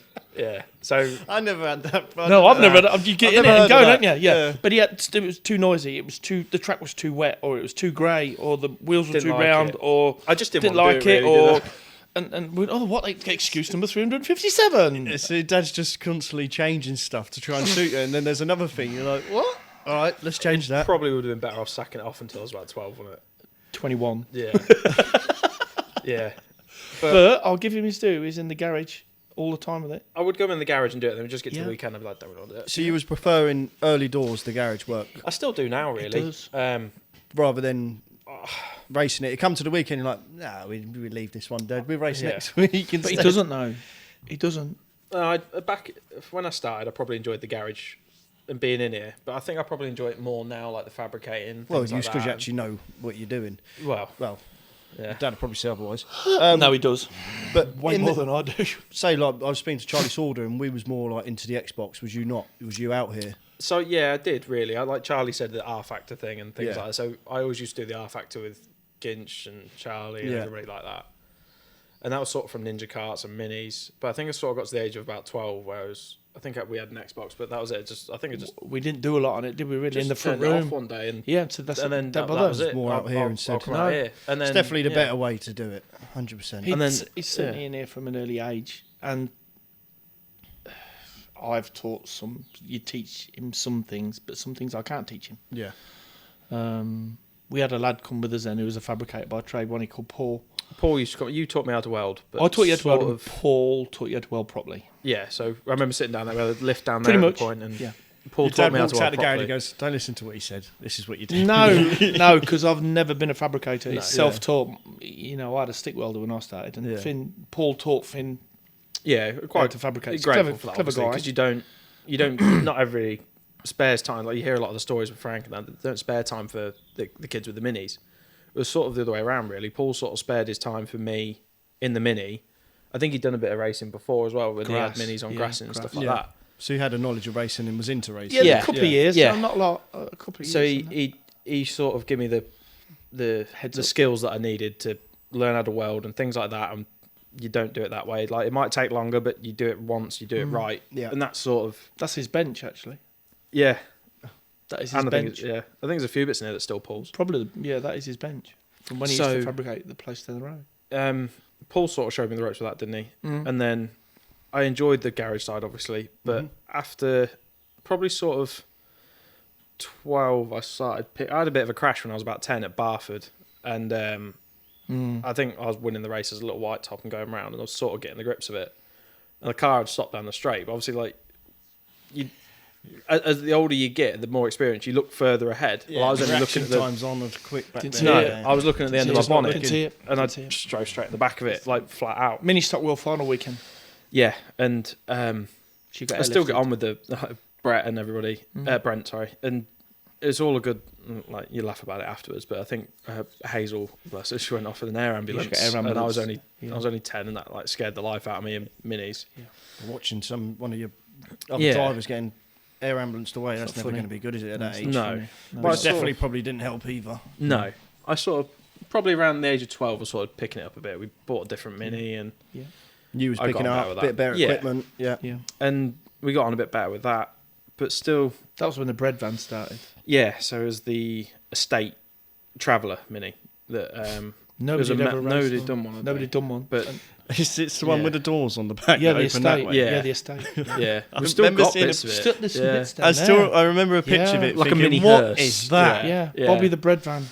So that sort of started. We'll have to from get a you. picture to show Charles Yeah. because it is quite unique. Bobby the bread van. shall He's I got say. them on his Facebook. There's part of a mini shell still down the bottom. Yeah. Um, There's some, and then, well, he'll tell you. But we had a Riley Elf as well. Yeah, They're so cool. That That sort was of cool. sort of started from Dad wanting different things. So necessarily, as a kid, you must have understood it. You want what everybody else has got. Like Yeah, you want the to be cool normal. stuff. You want to be normal. Yeah. So it was like the first mini was a clubman, which was just a bonnet. So that was all right. Yeah. And then after that, it was like, right, we're going to do like a mini estate. I was like, oh, okay. Well, no one else has got an No estate, one else got Dad. one. I was like, all right, we'll do that. So we had the mini estate, and then I never had a normal mini shell ever. I wasn't allowed No, you one. never. So we followed on from that mini, and got to probably about yellow blue with that one. And And then first win at Barford, didn't it? Yeah, and then we had another one. So we never really kept them very long, which was probably a mistake. The shells. No, the minis. No. We'd sort of ended up changing nearly every year, which probably wasn't a good idea. Yeah, once you got to grips with that one, all the cars are going to be slightly different. The last one we bought was off Ian Venables. Venables. Yeah. Yeah, so that one was the yellow and purple one that I had first, and then Yeah. we progressed to another one, which was Amy Webster's old car. That's it. Yeah. And that was all purple That was your and shower white. car. Yeah. No, that became a tarmac car at the time. Yeah. And Because Mark Webster was the boy of the minis then. Yeah. Set up and everything. Everyone had a Webster car, didn't they? yeah. And we took the purple and white one, and that we got better and better in that. And I think we kept that one till the end actually. Yeah. And as other cars come up for sale, you sort of put that one on sale, buy a new tarmac car. Is sort of how it works, doesn't it? Mhm. And that one then stayed on sale. And by sort of the end of minis, we had two good cars, and we kept them for the last 2 years. And that was probably the best thing we did. Yeah. Just keeping the same minis, you're used to them, you're comfy in them, you're not getting used to something new. But no sort of real major success, did we? It was Second in the British. I got second in the British, and then that was the year that Courtney had I was won going it. to say you're up Yeah. against some tough names though. So my era of minis was just heaps of talent, and I had a conversation last night with somebody and said I think that was the best group of kids. There was Yeah. some proper With the talent. in talent, that. yeah. when you look at us all now, we're probably like nearly 10 years on for some of them, and like what they've done and what they've won is it's just so many top Immense. names. But it was also like it was really weird. I guess because the generation had passed on from like maybe 20, 30 years ago. So like, when I raced, there was Smiths, Waymans, Amy Webster, and then there's Witzes, and loads of people that were like Catherine Harris, Charlie Sauder, Ginchard, Ginch, yeah. and Harry Peel and people like that. There's just like normally you get like one top dog. There was never one top dog. They was all as good as they are, and obviously not near at the end. Ginch, Anyone from 10 could have won it, wouldn't they? yeah, Ginch sort of like pulled Towards away, the and end. Courtney had pulled away. Ginch But, and Wits went at them too. yeah, but I do remember. But the rest of them were still top. Yeah, Exactly. You know, There was 10 or 12 where you never. it was you could it was pick out one of genuinely them. really hard to be. Yeah. depending on superstar. whose track was, Yeah. who was having a good day on the right Yeah. track. Yeah. And then So obviously, that's never going to help you maintaining a red or superstar, is it? When you got No. massive names like that. well, the worst bit was as well, like when Courtney had finished, Jack started. So then, like, you think, oh, we're gonna have a break, and then it's like, well, Jack's 11, Hello. and then Yeah. somehow ridiculously talented. And he's got 5 years or Yeah. 6 years Yeah. of Courtney's Making making mistakes. secondary school. Yeah. I do remember there was a Thursday night on the way back from Skeg, and we'd had this mini, and like you're near the end of your thing at the time, and you're starting to try and push on and try and do a bit more. And I've gone to a Thursday night at Skeg the week before the British at Skeg. Well, the Thursday 2 before. days before the British. At Yeah, and I was absolutely dog shit. And we're coming back, and Dad's had a go at me all the way home all the way. from Skeg all the way up to like past Boston, That's a good half hour. and we just didn't talk. Like the whole, I didn't talk. Dad did. I proper revved that in. So it was like, you're getting beat by a fucking 10-year-old. I'm like, yeah, but he might be 10, but he's actually quite good. And he's like, you're getting beat by a fucking 10-year-old. I'm like, oh, okay. And then I think it come to the British afterwards, and I didn't really say anything the whole week. And then come 2 to the days. British. Well, yeah, the whole rest of the week. And then the British come, and it rained. And I was always quite good in the rain. And then I remember I sort of got up to about third or second, and Courtney was winning. And I put Courtney right out wide on the start, and I was like, oh my God, I'm winning the And British here. pulled the straight, didn't you? And then I think there was another wave yellow, and Charlie Sauder Charlie put his thumbs down actually. and Finn's miles in front. I was winning, and Oh, Charlie it was got, gone. Charlie got It was put in gone. quite hard. Yeah. I think Charlie Never did like Charlie. Charlie was hurt, so they took Charlie. No, off he it. didn't. He got out. Well, we didn't win it obviously, but Didn't like that was like sort of from then on. I You probably kicked on. started. You kicked It was a progressing. confidence boost. You kicked Yeah, on. like you actually can do it. You Yeah. can hear That's the the main crowd thing. cheer when you put Courtney wide, because Courtney was winning everything. Yeah. Yeah. And you went up the inside and you gone, mate. You pulled and pulled and pulled and you gone. And then Charlie was like, oh, I got a cramp. Charlie wasn't very big, so he probably had a. He wasn't very bless big. him. No, he wasn't very big. It But- was like a coffee stirring stick. He wasn't Yeah. very big. we sort of progressed on, didn't we? After Yeah, that, we pushed on. we tried that was to, a turning point as such. and then I think it was 2 years to go. And in my last year, we sort of tried, and I was getting more into it. So by the time I was 14, I was bumpering my own cars and things like that, and trying to. Yeah. You sort 14. of had. It's good, isn't it? Yeah, it was very Yeah. good. Yeah. It was very good. Well, I kind of had to really, because greatest respect to Dad, he's not a welder fabricator, so it was either you have to learn how to do it or you have to rely But on that's someone was to when come Paul down was and do it. helping Yeah. on it as well, you see, So he could help you. Paul gave us a lot of help with that and took me under his wing, and it was a case of you'd come home from school on the Monday, you'd scale the car after the weekend, but because it's a 2-post lift with a Mini, everything's rubber, you leave it up in the air all week. By the time you put it back on the floor, it's all changed. So we used to weigh it on a Monday, work on it all week, and then weigh it and scale it again on a Friday. And you get into the point where you're splitting hairs, and I think at one point I was like trying to scale it here, but then I realised the concrete at the neighbour's yard over there is flatter than ours. So we used to drive it down there with like the scales and the camp. Well, we didn't do that. didn't don't mind. And used to drive it down there with the camber and caster stick and the scales and Yeah. scale it on his Yeah. yard out there. Yeah. Yeah. But it just by that time there were so many young kids that were talented, and like the Evans twins, Jack, Yeah. and they're probably 12, 13, and I'm 15, and I was probably got a good 20 kilos heavier than them. So you're always fighting that, and they're probably they're in good kit, and they can obviously. This is when the mini jobs sort of evolved. Yeah. To your $7,000, your $10,000, your $12,000, Because your it $15,000. very, very quickly They're got race very cars expensive. Yes, They're they very race did. cars Yeah, now. now they're $25,000.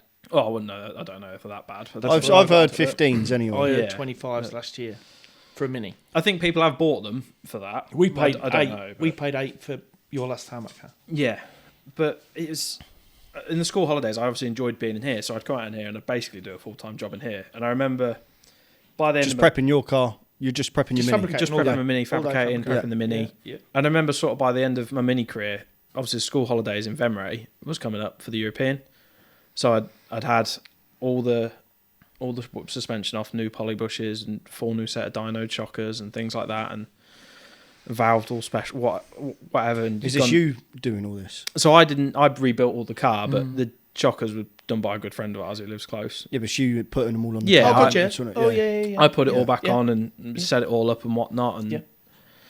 decided that these were the tyres we're going to run, bedded them in the week before. It's handy, and isn't it? Okay. You had a handy. really easy time in minis necessarily. Not mentally. Probably not financially. Financially, mentally, no. You didn't have to do a lot of the work. You drove there, Chelsea, you you drove listen. back. But, yeah, I sort of had to do the majority of the work, didn't I? It's your car. Yeah. That is brilliant. You know Second what I mean, to none. that's Yeah. It's worthwhile now, especially. Yeah, Yeah. doing that, and obviously just leaving him to it. Obviously, he needed the motivation, the urge to do it. But the fact that he didn't go, no, I'm going to do that. I'll do that. Sick of a 10-year-old beating him, I think, was the Yeah, motivation. No, sick of you telling him a 10-year-old's beating him. Oh, Yeah. sorry. Oh, yeah, sorry for But that. no, that's Yeah. quality. That's just really good.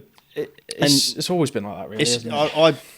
I regret now, like I said to Charlie, I regret now not doing that more. Yeah. And my dad was out there every day.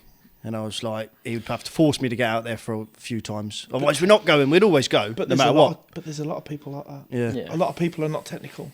You don't appreciate it until you're older, and you're sort of times like now where Dad might not come to every meeting or whatever. And you thank yourself for taking that time and doing it. You back have then. to do it. Yeah, you don't Definitely. realise how valuable it is when you're younger. They're like, Definitely. oh, I've got to get out of bed. And, oh, I've got to go and do the car. He's It's not a morning freezing. person. I love I'll it. give him his due, but he's a late Yeah, night you did dog. while I was up this morning, to be fair. But, Yeah, go on. So, Vemray. we did all this prep for Vemray, and I'm going on the internet and I'm Googling brake pads and things like that to put my mini. I was like, oh, that'll stop better and that'll be better. And we're messing about with bits and bobs like that. And we did all this work to go to Vemray, and I was one of the fastest cars there. It was me and Jack Ritz were probably the 2 fastest cars that weekend. Yeah. And I did all this work and all this effort, and we're probably maybe 2 tenths faster than everybody else. And it comes to the European, and he pulled a bit of a gap on me, like within the first couple of laps, and it stayed like that the whole way All around. race. And Ray laughs to me now. He said, had Jack not have been 11 years old and really little, and everybody was like, oh, it's only little Jack. He said, you'd have probably nailed him and come across the grass for him. But he said, you thought, oh, I can't do that to like an 11-year-old kid, can you? And he was like, well, yeah, you're probably right, actually. But all that effort, and I didn't win. And I think by that point, I'd sort of said, oh, fuck this. Minis are really good, and they're great for the kids and great for the families. But once you hit the red roof, you're chasing. Yeah, it's a chore. Well, it's not a chore. It's like anything. If you want to be at the top, you've got to put loads of effort in. And then it's not always fun. And when it doesn't pay off, and especially in the mini where you've got 6 years to fit it all in, and you don't get out of it what you want, you sort of not give up, but I sort of had half an eye on we're going to do something after. The next thing already, yeah. See, I think a at lot of that kids point- do get like that. At that point, he'd already been round Skeg in his Formula 1. Right. Yeah, there was an That- F1 there. That yeah. is massive because your Bug is the same. Yeah, He'd given up in his last year. Really, he's like, Yeah. Obviously, he buzzed. Not really. Can't be No. asked. Yeah. I just want to drive the F1 now because he'd had a go. yeah. So, but especially someone that's doing it themselves, and you didn't always get the payoff, or you didn't really get the payoff Yeah. for doing it yourself at that age. You probably got a bit disheartened as well, and you thought, you know what, I'm ready for an F1 now. Yeah, it would probably got to that point, but If I you never- wasn't doing all that work, I don't think you would have been like that. no, as I'd much. probably put 100% in when we got there. It sort of got to the world final that year, Buxton, wasn't it? and like I got like 5th in the end. And I think definitely after that, you said to me, "You was like, you're not interested, are you?" I was like, "Not." You can not tell a really. mile off, can't you? Backed You can off, tell a didn't mile we? off. You're not putting tyres on it anymore, and No. He backed off. you wanted to cut the F1 up and start doing stuff to the F1. But I was under Matt's wing then, and I'd already had one car off Matt. And you come down Matt's yard when we one day, didn't you? But we used to go most Saturdays, didn't we? yeah, do bits. And bobs, you didn't we? was just hunting round, and it's like a scrap heap challenge. Yeah. Okay. There's cars everywhere. And, There's loads of cars there. Matt, what's that one? And he said, "Oh, this is such and such car, wasn't it?" Yeah, which was my first one. In the Which end. was his Yeah. first, ended up being his first one, yeah. And I said, "Oh, well, how much is that, Matt?" And blah, blah, blah. We sorted the deal out. And Matt took it to Skeg, didn't he? He took it to Skeg. Oh, was had it an running? engine. Was Yeah, it- it had an He got it- engine. yeah, it had Yeah. engine, everything in it. I think Yeah, it'd been rebuilt for somebody, and they never really raced it. No. Right. And they took it to Skeg for you, didn't they? And you just took to it like a duck to water. Really, I had to go in. I had to go in a one before that. I had to go at Swaffham in Dad's F1 when I was probably 14. Yeah. And it was all right. I was driving around, but I didn't really know what to do. So you feather in the throttle, and then F1 you can't. As you Blip know, it being and- F1 expert. No, you've had to go. Haven't you? You know what I mean. Yeah. You can't like No. stab at the throttle, and I didn't necessarily enjoy it. Really, did I? I didn't want an F1. You didn't go on about it. I didn't want an F1. Because you was umming an hour and about a two, weren't you? Dad, I want a V8. I V8. said, I having two lots of spares. You're having an F1 or you're not racing. Yeah. So that was sort of the push I needed. Be like, okay, I guess we're having an F1. It is going to be F1, yeah. Yeah. So I had to go in that car at Skeg. Matt had brought it, and I had to go in it. And I think you'd brought yours, and I was Yeah. like, yeah, I like it. They dropped it off, didn't they? And I think we kept it. Yeah, they dropped it off. But Bugsy like- dropped it off. Yeah. So by that sort of point, it was like, right, well, we'll do F1s. We'll modernise it. So I had a new front axle in it, and a new. We took it to Leeuwarden show. Oh no! and- Before that, it was all we had new front axle, new back Yeah. axle, new suspension. I decided I want You did what the you wanted suspension to do. on it like yeah. this, and Yeah. it wasn't And, anything revolutionary. It was just basically what other people were doing. we Yeah. took it to Leeuwarden show on display, and it was the day before your birthday. Yeah, Otherwise, you could do Well, day before the 16th. day before his Yeah. 16th birthday, because they said, "Can you do the live action?" And I said, "He's 15, and we can't do it for the insurance. Can we have it Yes. on display?" He's 16. So we said, "Yeah." I could have done the Monday, but it was a Sunday. Saturday show. And anyway, there's just me and you, weren't they? Me and you went. Yeah. And we didn't know this, but we got travelling back from the expo to the hotel, and we had pizza and a beer in the hotel room, didn't we? But going back to the hotel room, the cops pulled us over. Oh, we got outside the hotel and they pulled us over in the Literally hotel from car here park. to the end of the drive, the cops pulled us over. Wee, wee, wee, wee, Yeah. wee, wee. These lights no good. And you got different coloured yeah. fairy lights on the front of the lorry. You're not allowed them in Holland. Or you Oh. wasn't. You only allowed red and white. white or something like that. So we got pulled. Finn at got thing, the didn't we? snips out. No, you mustn't cut them. You I mustn't had cut them. I had the snips on the wire, and I was just going to cut the wire. And he was like, no. He's like, I've got to take a picture. And I, as a kid, you thought, oh, okay, policeman's got to take a picture. I should have just Yeah. Oh, sorry, mate. Yeah, just slipped. Yeah. But no. And we got fined €160 for it. Oh. We got the paperwork through, and if we didn't pay the fine, the next time we went to Holland, they They would were turn us turning straight around. back, Yeah. just for having some blue lights on the front. Should have cut him. And we sat in bed Don't on cut your 'em. 16th birthday, and we both had a pizza, and we both had a pint, Yeah. didn't we? And then drove home on the Monday. Start of F1s. Drove home on the Monday, and that was it. But painting your car, Jim Bob come and tried to paint your car, because originally it was going to be white. It was painted white. I've got a picture of it on my phone. It was on the lift there, and it was painted white. But because it was so cold, the paint wouldn't go It'll off. So it was like, oh, This is shit, in what are between we gonna Christmas do? and New Year, isn't it? So we quickly it got changed, and it was like, right, we're going to have to do it all black because whatever reason the Yeah. black went off. And then it was on the way to the sign writers, and I said, I hope this doesn't make a massive difference, but the car's not white anymore. He was like, what do you mean? What colour is it? Like grey? I went, black. And he was like, All the stickers are black. right. That's when Alan did them. So, yeah, that was the That was first one, wasn't testing. it? That was the first one. Yeah. And then we sort of got it all done, didn't we? And I went testing at Skeg, and Kyle had started racing F1s as well. He'd done the Gala night the year before because he's a little bit older than me. And we went to Skeg testing on a practice day, and he'd brought his car that had been repanelled and whatever, but just before it had been painted, and I brought mine that we chopped up and changed the axles, and there's levers in it, and I've seen a Mini, he didn't have the levers and stuff like that, and I didn't necessarily know what one did what, nobody had ever told me when it brake piped. So we went to Skeg, and I went down the straight at Skeg in it, and it had a steering quicker on, and I hated it. Where you just turn like that and We turn a little bit, and it's like, turns loads. Yeah. so I was dealing with that for the first day of testing. I bet you need to put yourself in the tyre. I span out down the straight, yeah. I span out down the straight. But Me mini career again. yeah. What have I done? I should have gone fishing. Yeah. And I decided down the straight, I was like, oh, let's see what these levers do. Oh, so no. I pulled a lever. I didn't know which one it was. I just thought I pulled it. And I was like, oh, I won't do a little. I'll do it all the way. So I hadn't known, but obviously I know now. I turned the left front brake off. So I went into the corner and braked, like, thought, oh, this is all right. Brake, put myself straight in the fence. Just the right broke and sent Yeah. you right. Straight in the fence, no. bump around in practice. I was like, all right, we'll go home then. So I hadn't raced it. Port powered the bumper out, didn't we? And went to my first meeting, which was Good Friday at Skeg.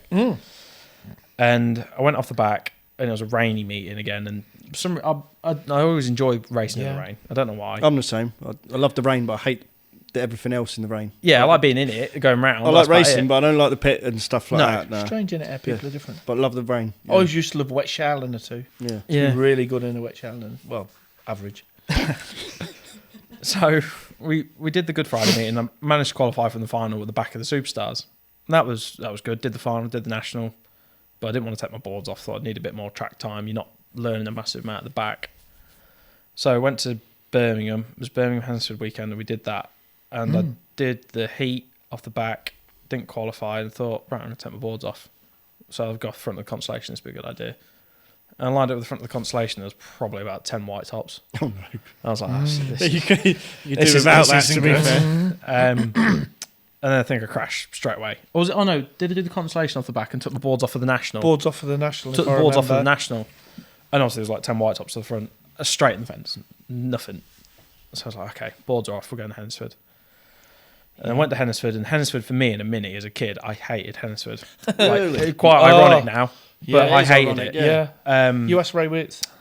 we used to park next to Ray, and I honestly, we'd get off, and I'd probably about 12. I'd cry. I don't want to do it. Don't want to race at Ensford. Hated it. So we'd load it up, and they'd be like, and so someone would come in, and Ray said to me, he said, well, just try it. He'd try and have a word with me. I'd go out, heat 2, load up, don't like it. And this happened for probably 2 years, 2 or 3 years. It was on and off the trailer. It wasn't even straight. Probably unloaded when it it was on 3 and off times. the trailer. I think Yeah. it went on and off the trailer one meeting. I don't think we even about 5 strapped it times. down because No. it was like, well, you're going to pull it back off. I don't want to and let my grow dad up. down, he told Ray. Yeah. So we ended up doing it, didn't we? But Yeah, we did it. we went with the F1, and Kyle had just gone up to yellow at that point, I think, because he'd won the final at Skeg, so he went up to yellow. And because he was sort of fresh to F1s, he'd never really hit a car or anything like that. And the first car he come across going off yellow was me, properly off the front from the first time. Well, he's hit me like you would do in a Mini, but in a Mini, because they're quite light, you have to hit people quite hard. So Yeah. he's hit me like I would do in the Mini, and I've gone wailing straight into the fence at Hennisford. And then there's a picture. I think we're both looking at each other going around the corner, and he's come off and he's apologised. I'm like, what the fuck you put me in for? He's like, honestly, man, I don't know how I did it. No, And I'm like, well, you just And they're sent me still best straight friends. in. He's like, honestly, I'm so sorry. And he's trying to help me fix it, and I'm like, right. But I think I got like a. You qualified for the final. I qualified for the final and got like a 5th or whatever in the national. You was leading the I was national leading- till about 3 to go. Yeah, and I got like probably a top 3rd 5 or in the national, 4th, something something like like that. that. Yeah, you But- drove ever so well. That was enough points or whatever to get me upgraded to yellow. So I did one meeting off the front at white properly, and then straight up to yellow for UK Speed Weekend. It's probably better off yellow than white Yeah. anyway. Yeah, it won't go very well off white. And we went out at Speed Weekend on the Saturday night, and we'd been It to rained. pick the wing up from getting stickered, and we had a laugh and a joke because the bloke who was a Simon had like a little arcade game in the garage, and I said, I laughed and joked, went, "Oh, eating final after this." On Daytona. And It was Daytona on wasn't the it? little- It was Daytona, twin Little, like, Daytona. arcade game that he had. Yeah. But it we was a had- proper one at the arcades. Yeah. Proper one, wasn't it? And we joked. I was like, "Oh, we're eating final after this, no problem, loads of practice." I managed to get second in the heat, and then the final It was pissed down. like, absolutely lashed it down for the final, and I got a really good start, and I think obviously because you're at the front you can see, and I enjoy racing in the rain obviously. So we managed to get to the lead of the final, and I'd never led a final. I'm absolutely shitting bricks in an F1, and I'd gone really early on the start, like coming into turn 3, and I'd gone round, I'd won, and I was like, oh my god! But he won. lapped me. I'd lapped Dad. He lapped me. Everybody moves out your way when you're lap down in England, don't they? Apart from my dad, and sat There's in a the way. picture. There is a picture somewhere. Sat in a way. There's a picture. I'm in the ex-Paul Hines car, Yeah. the yellow one, and there's a picture of Finn behind me going into turn 1, and you've got the bar, Yeah, and you can see Dad sat in the bar, watching, as he's come up behind me and leathered me. That's a cool picture. but didn't move. Stayed in the way, and then I come round. I got out of the way. Got out of the way eventually, and then I come round, and then I was getting out my car. I'm like, "You're going to give it the big roof stand, aren't you? You've just won a final in F1, it's your first race win." And then Helen Kalita said to me, "He's like, Steve wants to see you in the box." I was like, "Oh, what's he going to do? Take the piss out of me?" Or like say, "Well done" or something. I got up to the box, and Steve went, "I'm really sorry, but I'm going to have to dock you."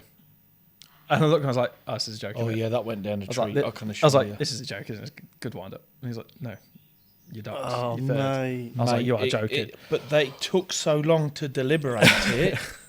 The crowd were booing It because was a bit nobody weird. went round. Nobody went round. We didn't have a parade lap or anything. No parade lap for the final. No nothing. So you had to get out of your car and go straight to the box. Yeah. Oh, And they gave the final to Lee Fairhurst. I think Lee came over and gave me the trophy, didn't he? It Yeah. But Lee- he didn't. It was was a bit weird. it was awful It wasn't an enjoyable first win. No. because But you go through the whole thing of you put an appeal in. Steve was like, "Okay, I'll review it." Me and Steve sort of have a laugh now. Like when I go up to the box, I'd normally just take the mick out of him now because he never changes. It never changes his mind. So I think that's the only time I've ever known him to overturn it. So we put the appeal in, and then on Wednesday afterwards. I've obviously not at school at this point because it's holidays and stuff like that. I think I got a phone call from. I got a phone you call from Brownie. and said, "Can you come to Skeg on Wednesday?" I was like, "Why do I need to go to Skeg on Wednesday?" It's a bit of a strange asking, isn't it? And came to Skeg on Wednesday, and they said, "We've overturned the result, so you did win the final." So I got my final win in a 1, And you had a parade lap. and I had a parade lap with nobody there. I was just. Did you actually have the parade lap? Yeah. I think I did Yeah. actually just Yeah, drive we did round, have, didn't we, I? did have, we went on the back of the Merc. Yeah, no one there. Nobody I there. had a And they picture gave us a and- parade lap. And then Yeah. I think Rob owned it, and Rob had apologised, and it was But it was a bit weird. neither of us raced on the Sunday because I was that fed up with it. I'd done my clutch, and I just wanna absolutely change it. disheartened. I was like, "I'm not changing it." Yeah. You, I to can't be able to be do It that. killed it. To be able to do it. that, you need Yeah. to be motivated, and if that's pissed you off that much, But you it just, ain't doing that. It killed it, Tebs. Yeah. So You know. you laugh about it now. It doesn't really matter now, does it? But But when it's your first final win, at the But time, I was like, felt like crying. We then, and I was livid. And Yeah. then it turns out that he was the second youngest final winner. Yeah, something like that. Frank beat him by about a few days. Couple I think. days, yeah. A couple of days. A few days, whatever Oh, it was. mate. I don't Yeah. know the number, but Yeah. so we obviously got it back on the Wednesday. But then by that point, because I'd won the final and second in the heat, well, you're at blue now. So I was like 1 metre white, 1 metre yellow. Right, you're blue top now. Oh, and I'm where starting. that's where you're going to be Straight in away. trouble. Because I had a half tidy average. Where That's where you're going to struggle. you're back of the blues.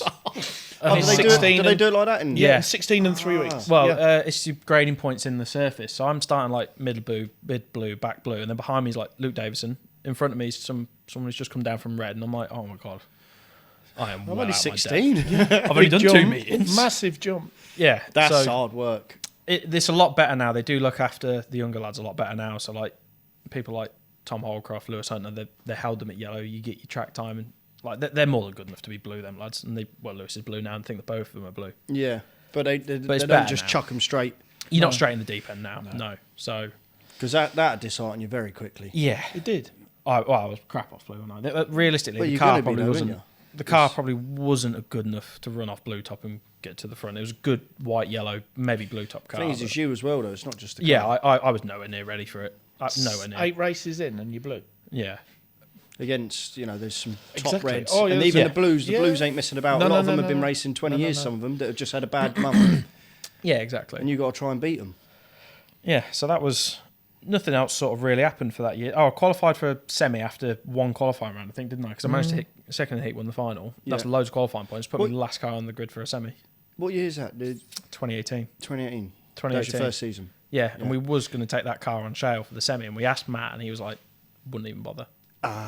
So I was like, I'm going to have to do something with the shale car. Because if you said to him, I want to take down Shell, he would have gone to you, right, do this, do this, do this. But the fact that he said, Don't bother. don't bother. Yeah. If he's telling you that and he ain't doing the work, We then could it's have like, we could have quite easily just missed it and just said, oh, don't worry about it. But it's like, I would really like to be in the world final.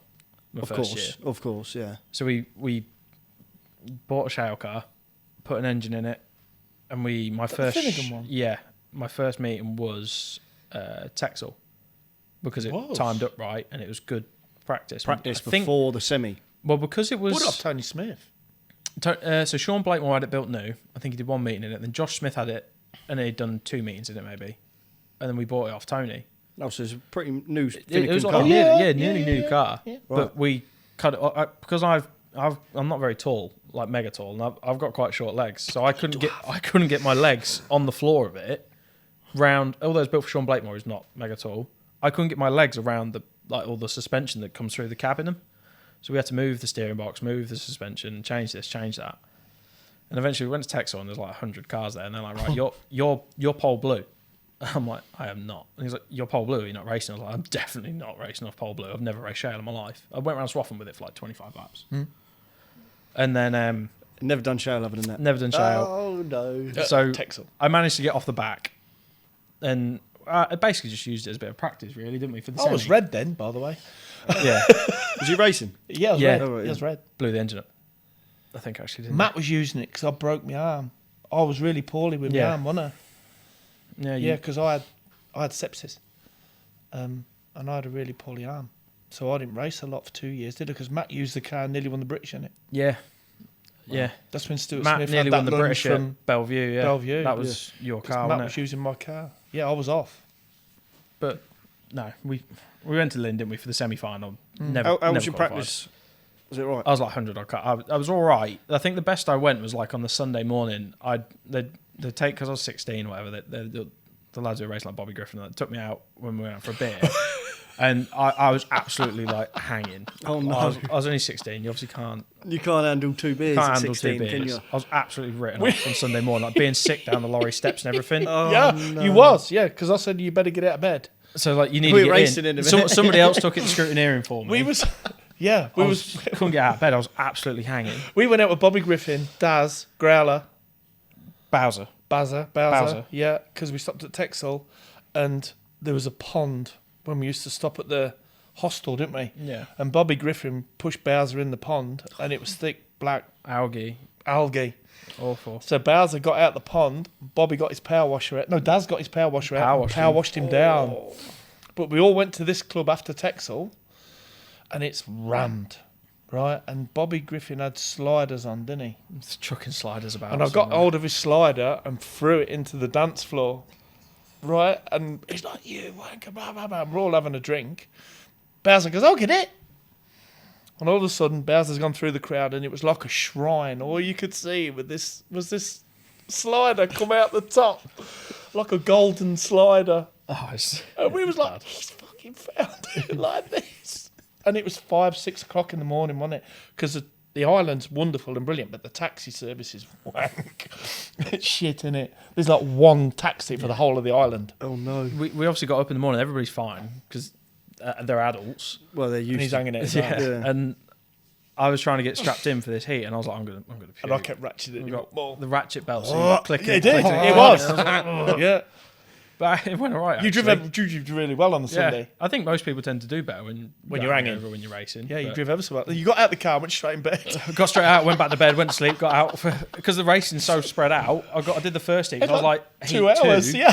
I had a couple of hours sleep, got out and did the rest of the meeting. I was mint. You got But- better and better in your health Yeah. as the day as he went had on. more sleep Yeah. as Yeah. the day went on. Yeah.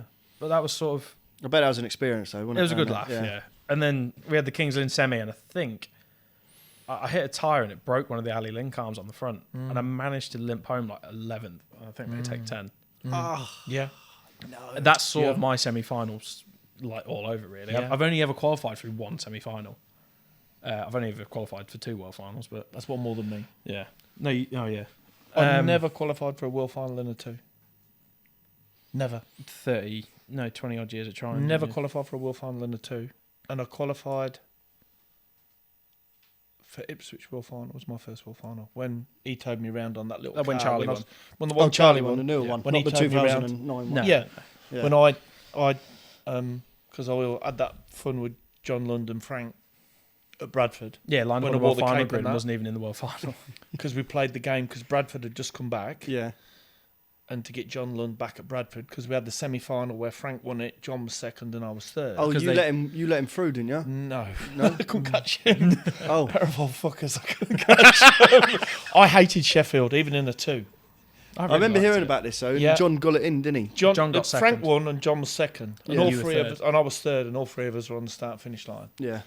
And then obviously because Bradford was back and it was Bradford World Final, they wanted to do a big thing.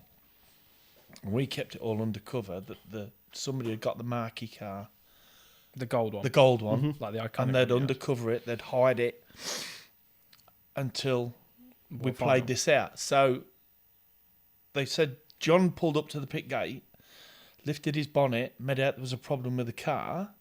So they dragged me on, told me to come on. I'm in a pair of gold shorts and the cape that hangs up there. It sort of relates to the Dylan thing. When With Dylan yeah, did with the Dylan. semi- Thing. Yeah. And I love Yeah. 259 with makeup on my chest because me and Heinz was having the banter because of the COVID stuff and, Yeah. and the online stuff. Did the parade lap, and then, John's got what's this? And John comes on to Bradford in the gold car. Well, you can imagine the atmosphere, the crowd, Yeah. went mental. And there's a picture in my house. I'll show you. John signed it. John didn't he? signed it, and he comes round and he comes up and shakes my hand, and I bow down to him. I don't know if you've ever seen. the I've video. seen it, I yeah. bow down to it. I wasn't there. I had He had COVID, so COVID. I couldn't go. He had COVID. Yeah. And he come to him and he said, and his words was, as true as I sit here, the guy's so humble.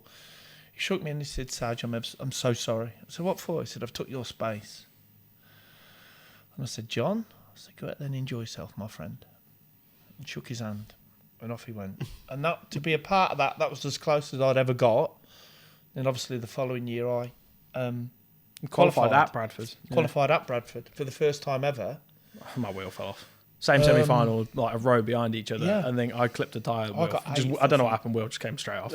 Then obviously we did the little car, and he told me the little car was due to go on a pull cord, and me Pull cords. and me come on in the Baz outfit, pardon me, and drive on behind him or in front of him. Pull cord snapped in the pits, and it started first time, and it every Yeah. time started. And I says, I'll just chuck this strap in just in case. Towed it. And he towed me round, and the crowd went mental. And the Baz outfit somewhere. I didn't there know nothing somewhere. about He this. didn't know nothing about it. I didn't know nothing Nobody about it. knew nothing about it. I had the outfit. I got the outfit off the internet, and We're quite chalk and cheese with stuff like that. So Dad he enjoys all he of that. hates Yeah. it. I just I can see that. He hates it. Yeah. And I I can had see Baz. it. Rach got me Baz on the front. I think she put a picture of it on for my birthday. So I'm at Baz across the front, and I'm on this little car that's built for a 6-year-old. It's around the back. And he towed me on. Well, the crowd went mental, didn't they? It pissed down. And he got to turn 3, and he often thought, I'm having you for this. And he just revved it. And I nearly went off the back of it. I'm trying to like blip it so it, come on. Mud And splits then it. I did about 3 laps. Yeah, it'd have been better if I'd have done that and I was first reserve or something like that, because there'd have been a way to get myself in the world final. But I would rather not entertain, but have a laugh. It is entertaining. It is Yeah, entertaining. it is entertaining. And Finn's very focused and serious. Racing and- so yeah. chalk, like he says, so chalk and cheese. I'd sooner make somebody laugh at a race meeting, not by racing. not by racing, but do that, and then they would remember me because of that. And that's probably why a lot of people do remember me because of it. And it's not certainly not through my skill in sitting in one of them. No. But I try and make people remember for smiling and having a laugh and remembering that he wants to win. totally understand him wanting to win. Look at today. That's me being honest with you and having a laugh with you. But that's what I'd rather do. You know, I've never been, like I said to you before, I've never been good enough to be in his shoes. Never will be. Not bothered. If I can make somebody laugh, and they've probably spoke about me for 2 minutes on the way home, I've done my job. In my opinion. It might be the wrong opinion, I don't know, but that's what I try to achieve. Not so much now because I don't do so much. But people don't forget. They'd never forget the COVID stuff with Heinze. No. It's a good crack, isn't it? That was brilliant. We're still going on now. We still have people come to us now and say, thanks for COVID, Sarge. Because we used to get texts in the week, Sarge, can you do this? Can you do this? Can you do this? Can you do this? And we had no idea how that was going to go. The video I did in my tarmac, you videoed me in here. The tarmac car was facing forwards, and we had. It's like I call it Ric Flair music. 'Cause it's the wrestling music. It's the one that's on R Factor, like, you know, when the car spins round on the thing. It's that music. Yeah. It's Ric Flair's wrestling music. That's the only way I can remember it. Dance of Summit, I think it's called. And I'm sat in the car, and Finn lowers me down. Right in it. This online thing, bar, bar, bar, bar, bar. And it got 30,000 views, and that's 2020. And we're like, we don't know whether it's going to be 10 people watch it. They don't know if it's going to be 20 people watch it. And everybody's rigged up with their online stuff because you couldn't do nothing, could you? You could either drink, go to the gym, or whatever. You couldn't do nothing else. Stock cars. And then somebody come up with the idea of, maybe we could do the online thing. And with a series of people getting online and doing it, Saturday night after the video, blah, blah, blah. And the Sunday after, we just see the viewing figures, and it was ridiculous. And the second week, I think, was the worst one because we didn't know, what's going to happen this week? Who's going to happen? What we're going to do, this and this and this. And we tried to have a different story every week. Yeah. One week it was got to wear orange, one week you got to wear blue, one week this, one week that. I think one week I swore it slipped out and I was in the naughty corner. So I did a video just for placards. Just something to take the mick during COVID. And just something to take the mick during COVID. But people look forward to it because there was nothing else. And the amount of the gratitude that me and Heinze got. Heinze went to Skeg when it first started again with Carson on a Thursday night. Just him and Carson. I remember him telling me. And he walked round and they gave him a round of applause as he walked round. And he went to watch. He said, Sarge, you showed him in here. And I don't know whatever. We didn't go. He said, Sarge, they gave me a round of applause, Sarge. He said, because the COVID thing. Now, the banter's still going between me and Paul. But there's nothing ever malicious in it, is there? No. We rung him Friday night, didn't we? We FaceTime him Friday night. The window's broke. Because the food hatch is broken. He sells windows, by the way. And it don't work. That's why window boy. Yeah. And that's why it's broke. And I rung him up. Can you fix my window? How do you fix this window? He said, take the pane out. I went, you're taking the piss. Because if I take that out, it's going to be really cold. So we've left it.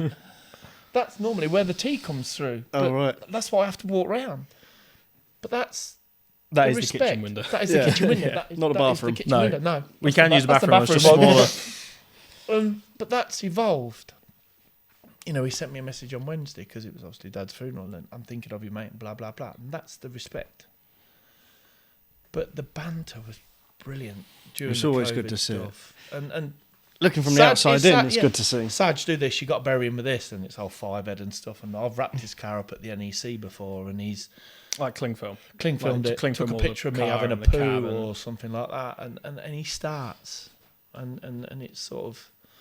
He's pretty good with it as well, isn't he? He's very dry. Yeah. Very clever. Yeah. He doesn't swear. If he has full fat coke, look out because he'll put a video on of threatening somebody in his wisdom. I have fought him in a boxing ring. I know, yeah. That was quite a weird one. That was a weird one because first I fought Dylan and beat him. That was a good thing, really, for the charity. And that was good to help a lot of really poorly kids. And then the F1 boys done a charity boxing match the whole night, wasn't it? There's two. Yeah. There's two. Yeah. Because Matt was on like Matt was on his deathbed. Really, the second one. Yeah. Yes. And I had to step in and fight Heinze and David Elvis, who sort of organised it. I hadn't trained or nothing because I was too old. I was probably 50 at that point. I did it the first time, did it with Dylan, because Ryan rang me up and said, "Do you want to do a boxing match?" I said, "Who am I fighting?" He said, "Fight me if you like." I went, I said, "Why don't I fight Dylan?" I said, "Because I've had my arm done. Dylan's had his knee done. It could be for the disabled championship, couldn't it?" And that was the exact words I used. And you train 12 weeks for it, because the last thing you want is having the piss took out of you while all your close people who you see every week are watching you. Mm. So anyway, I trained really hard for 12 weeks, and there's like, no way I'm going to... I train anyway some days, and there was no way I was going to lose. And Dylan's obviously 6'6", and he was 18, 19 stone, and he'd be, 25 maybe at the time? I don't know. I don't know. I just Half know my age. I know he'll have a beer in his hand anyway. Yeah. He did have Half my age. And anyway... He did have one leg, though. He did have one leg, and I had one arm. And anyway, Hunter rung me up. Lewis Hunter's dad rung me up. He said, "Sarge," I said, "What, mate?" He said, "I'll pay..." I know it was Will. Will rung me up. He said, "Sarge, I'll pay $2,000 to the charity if you do your ring walk in a Hunter Pack carrot suit." Like a complete carrot. Yeah. I said, "Yeah, go on then. Deal. Deal." And I had him and Kyle at He'd the have done side it for a of me. £5, 100%. He wouldn't have had to pay him. No. I had him and Kyle at the side of me. I said, He could have "You've saved got himself You've some got to money." have grey suits, red ties, and my sunglasses." And it worked out that we was the first one after the break. And I had purple and yellow trunks done with ECL on. They're hanging in the gym. And I walked on with these two at the side of me, like these two walked in like that, didn't you? Yeah. To Venga Boys. Yeah. Famous boxing. Which one? Yeah. We like to party. No. No, I don't know. Don't know. The best Venga Boys one. Boom Boom. That's it. Boom Boom. And we walked onto that, and people are just looking and laughing and everything. And anyway, I'm stood in the ring with this carrot suit on. Dylan comes in. I let the ring go down for Dylan. He walks in, gives me a kiss on the lips. "Hello, princess," and off he goes. Right? So me and Dylan. The hardest thing in the world to do is punch your mate in the face. Him, easy.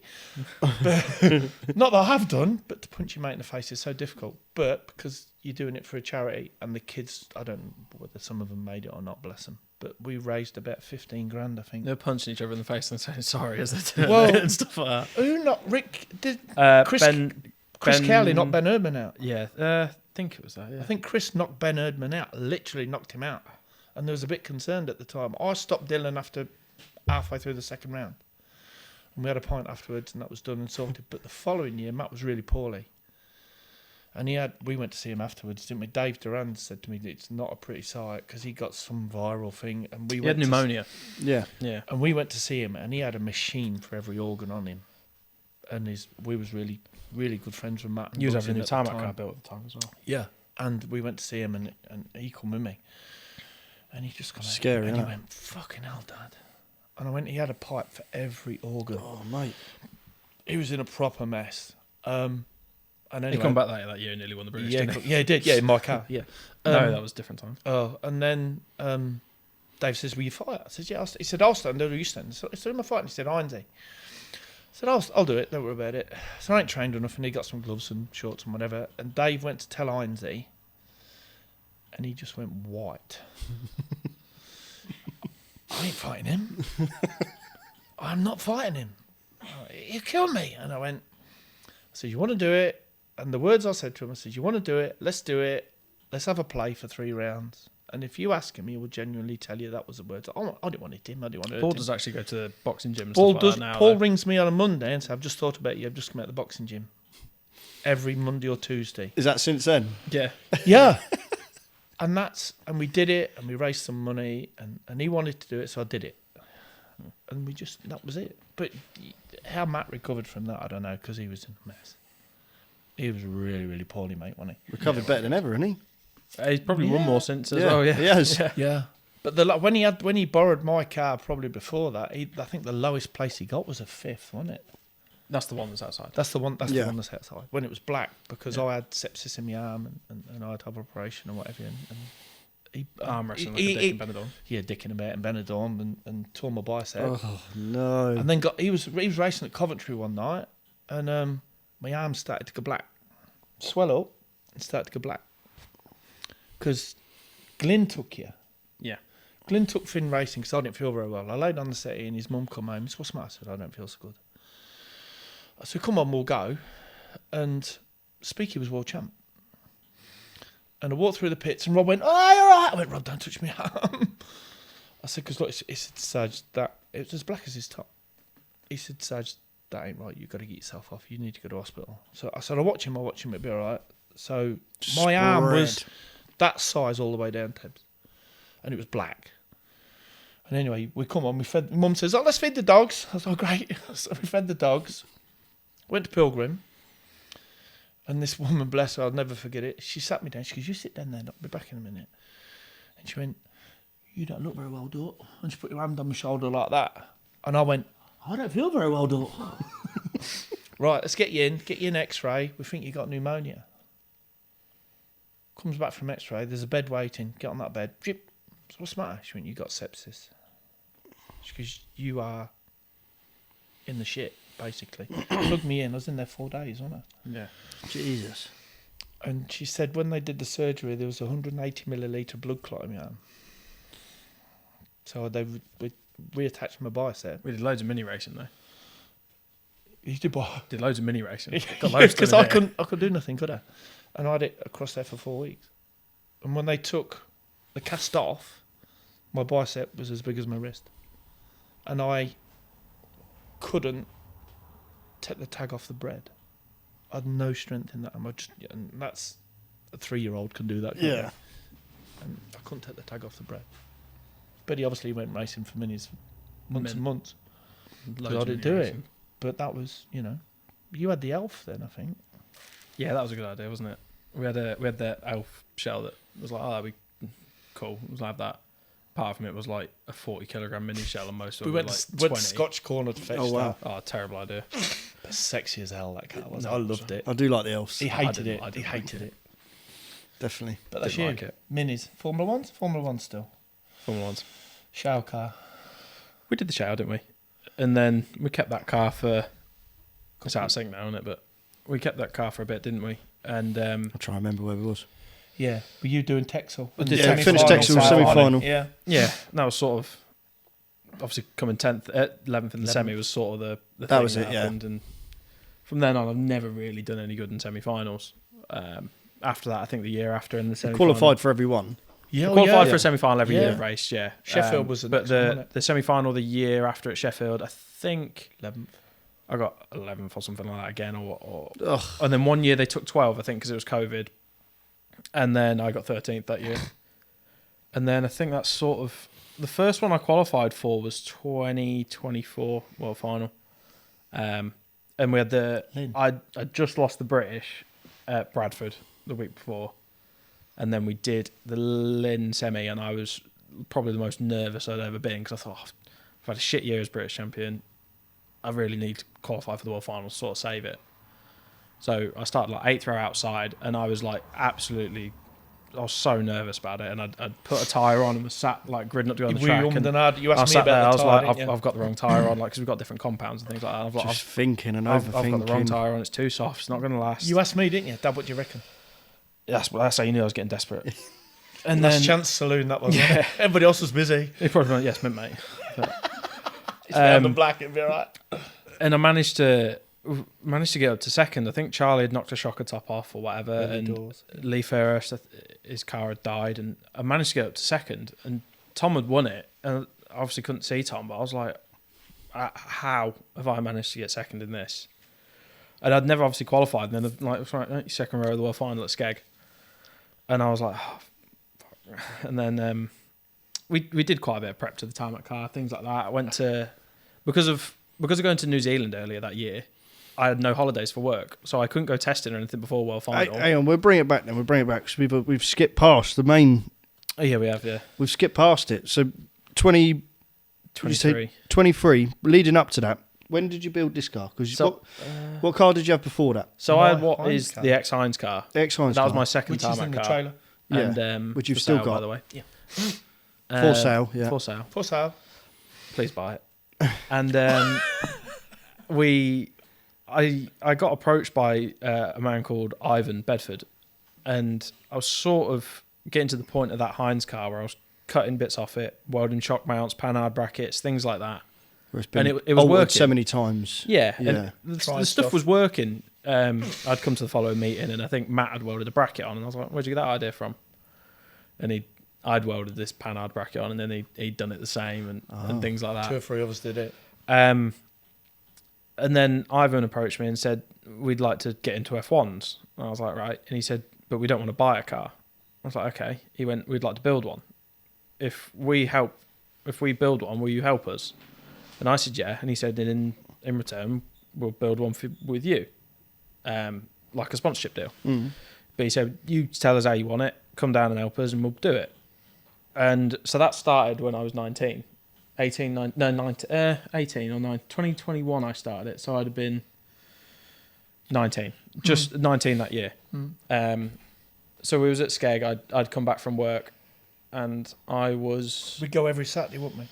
I was working shifts and things like that, so I'd get back from work at like 1:30 in the morning, and then get up on Saturday at like 7, 6, 7, drive to Skeg, which is an hour, to go work and start building the stock car. Which is where they are. Which is where they were. Yeah. And I'd send them a load of drawings, like I want to do this, and this, and they'd cut the stuff and we'd weld it together, mount it. And we got to the point of the roll cage hoops. I'd bent the roll cage hoops. We'd done the chassis, the undercarriage, and the roll cage hoops. And then they were too busy. So in the end, there was never another one built. This was the only one that we'd ever built. This was meant to be his one. Well, no, the first one was agreed to be mine. Right, yeah. And the next one was going to be his, and was going to use this as like a trial car. So there's some bits on it now. Because obviously they helped sponsor it, so they wanted the better one after. Yeah. Essentially. He had to go in Essentially. mine. He had to go in mine Essentially, first, yeah. His dad had to go in mine, Kieran. So we were going to build another one after, but obviously they were too busy, and they'd never ended up doing another one. So I brought it home as a chassis rails and roll cage hoops. And I'd done the shock mounts on it, and because this is now maybe like a year on after doing it and things like that, because we're just so busy. Just down the end of the shed. Down the bottom end. Yeah. And I finished it off down the bottom end there. Yeah. But because I'm away in the week, I couldn't get everything done. So it's sort of like I was sending it to have bits done to it that I couldn't do. So like the bits that I wanted to do, which was suspension, engine mountings, and bits and bobs like that. So I had the cage plates done. Yeah, by HCD did the cage plates and roof plate. Chopper Yeah. did them, didn't he? Because that's just a weekend of work that I couldn't do. Yeah, Chopper did them for us. So that came along, and it probably took me 18 months to do it, really. Wow. And in that time, the suspension mounts have been on, been off, shock mounts been on, been off. You had been learning more and advancing yourself, and the car you're weren't trying to keeping up catch up with how much watching, you was learning. learning. Yeah. Yeah. That's a problem in itself as well. So we got it finished, and I wanted to finish it and do the whole year with it, but we never got it done in time for Good Friday. So I debuted it UK weekend. You did. Debuted it UK. We went weekend. testing the day before, didn't we? We went testing on the week before. So On you'd the been Thursday. 20 when this come out. 21 when this came right. out by the time I'd finished it. Yeah. And I couldn't get brakes the whole day. I never had everyone thinks like when you debut a car, it's like, oh, he's had loads of testing. It's going to be. It didn't work like that. I had no brakes the whole time. I couldn't fix it. We had 7 hours. Come back. We had 7 hours doing the brakes here. Pressure gauges in the, after every join. I couldn't find it. I couldn't find the problem. So You had too much travel, didn't you? we eventually got somewhat sorted and went to the meeting at Skeg UK weekend. And I went around in practice. I'm still double pumping the pedal. I couldn't find the issue, but it was Which like, is not ideal. no, you're just gonna have to deal with it. But I was so adamant that it needed to be good because I said as long as it looks nice or it's fast, somebody will buy it when I'm done with it. And then the first race we went out. Me and you was in the same race. It was in the same race, and I managed to get into the lead. I was like, this is going all right, but you're still double pumping the pedal. It's not great. And they called a wave yellow with like 1 lap to go.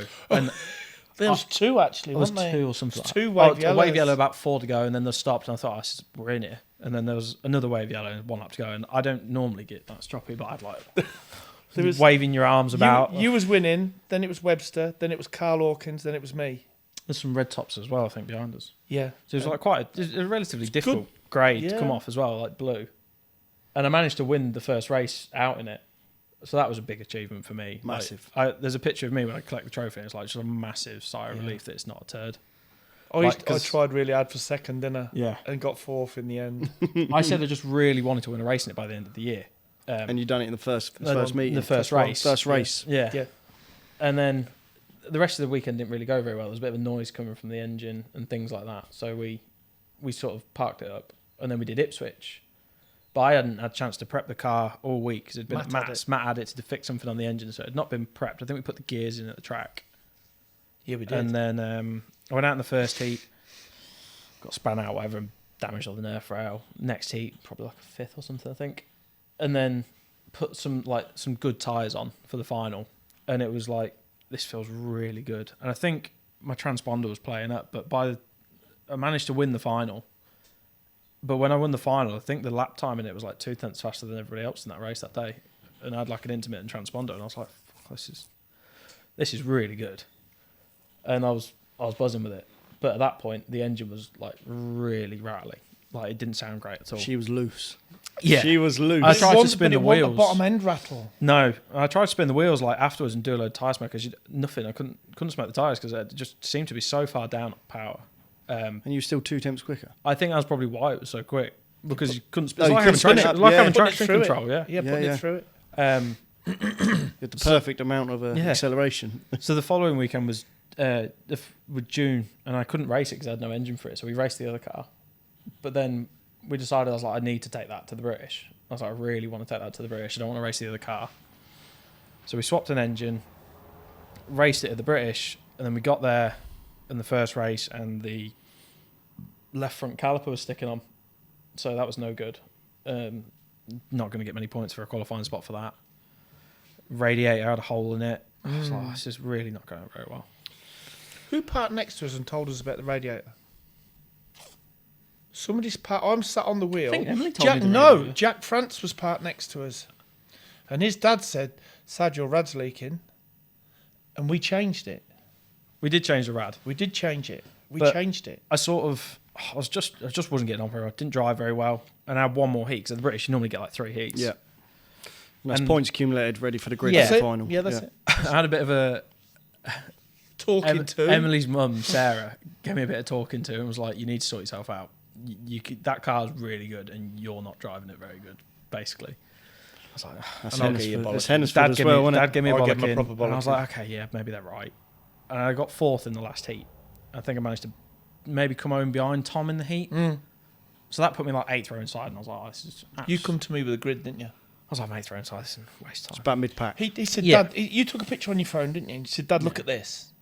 Yeah. And my words to him was, right, mate, he won't let him win. He won't let him win. He's going to kill him. As it Didn't turned I? out, like, it was the best place to start. And I said, that's that. I said, if you're still going in the top 8 at halfway, you've got a chance. It was relatively all right in the end. As everybody, I was far enough back that when all the carnage had happened, you'd pick the places up from the carnage. So by the time I think I got into about 6th, I think I got pit wide coming around turn 3 and 4. And I saw Danny Wayman coming up the inside of me off the corner. I could see just like a train of red tops lining up behind him. And you I was just like- moved that wide Pull quick that enough, wide and didn't come you? up the inside. I Brilliant. looked at it and I thought, oh no, mate, you can take that. That could have been me in front of that. And then I dived under and managed to get through, and I come up out like third or 4th.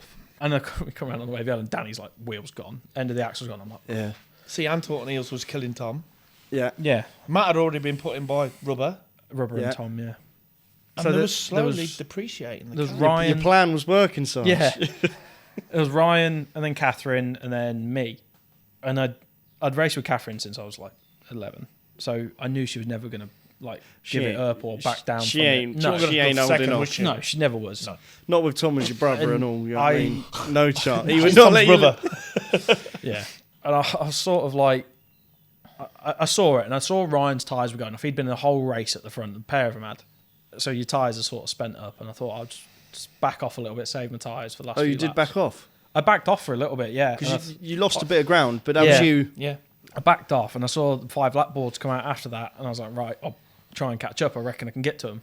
And I was catching, but it wouldn't have been enough to like get onto her on the last bend. But then Ryan started trying to break Catherine up and see like, that. trying Yeah. to play a bit of mind games. Went out wide a couple of times. Didn't Yeah, try and invite her Shut up the the door. inside, and then he could have. Yeah, and I managed to. I could see it happening because you can obviously watch so much when you're behind them.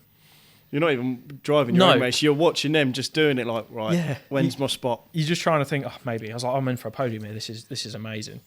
And then I watched Catherine come down the back straight, and I saw her go for Ryan. And then part of you, like the stock car fan in you, sits there and you go, oh. And then you come around the corner, and I think there's a picture. I'm around the corner. I'm like, oh fuck. And then Hang on a minute. I've nearly missed the corner. I've come around the line. I'm like, oh fuck, I've won. And then you didn't realise you've won, and you try and celebrate, do a big skid, and then had to stop. And they're going in the race with red flags, and I was like, oh no. And then They're going to go back one. and they're gonna I thought go they were back gonna one. Go back. I said to the marshal, I went, can I get out? He went, no. Oh, no. I was like, what do you mean no? He went, you can't get out yet. And I could hear people cheering, and I was like, oh, is it finished? Or obviously Catherine's getting out of her car. And was your heart racing, or you just didn't really... I like, you can't even talk properly. And then he said to me, he's like, I was like, can I get out? And he's like, no, I don't know if the race is finished yet. I was like, I am telling you now, it's finished. Like, we are done. I said, I've just gone past the checkered flag, we are done.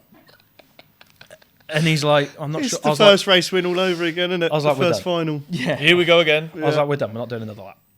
And then in the end, they said, no, it's finished. You can get out. Red in checkers. So but you sat there for so long while they're trying to clear cars up because you're not allowed out your car and things like that. It's all dying down by that point as well. And the first person who spoke to me was Dylan, and he shouted through the fence. He was like, "You're my hero," and I'm like, "Who's that?" I'm trying to see it. I Because you're realised it down was the Dylan. back straight. Yeah. On your own. I was sat on my own. I was down the back Sat on straight. his own down the nobody back can come straight. talk to you. So like, You watch the videos, you'll see it. I'm like sort of on my own down the back straight. Like you got loads of time to sort of gather your thoughts and stuff like that. And I was just like, Have I got- won? The crowd's going Have I won? mental. Have I won?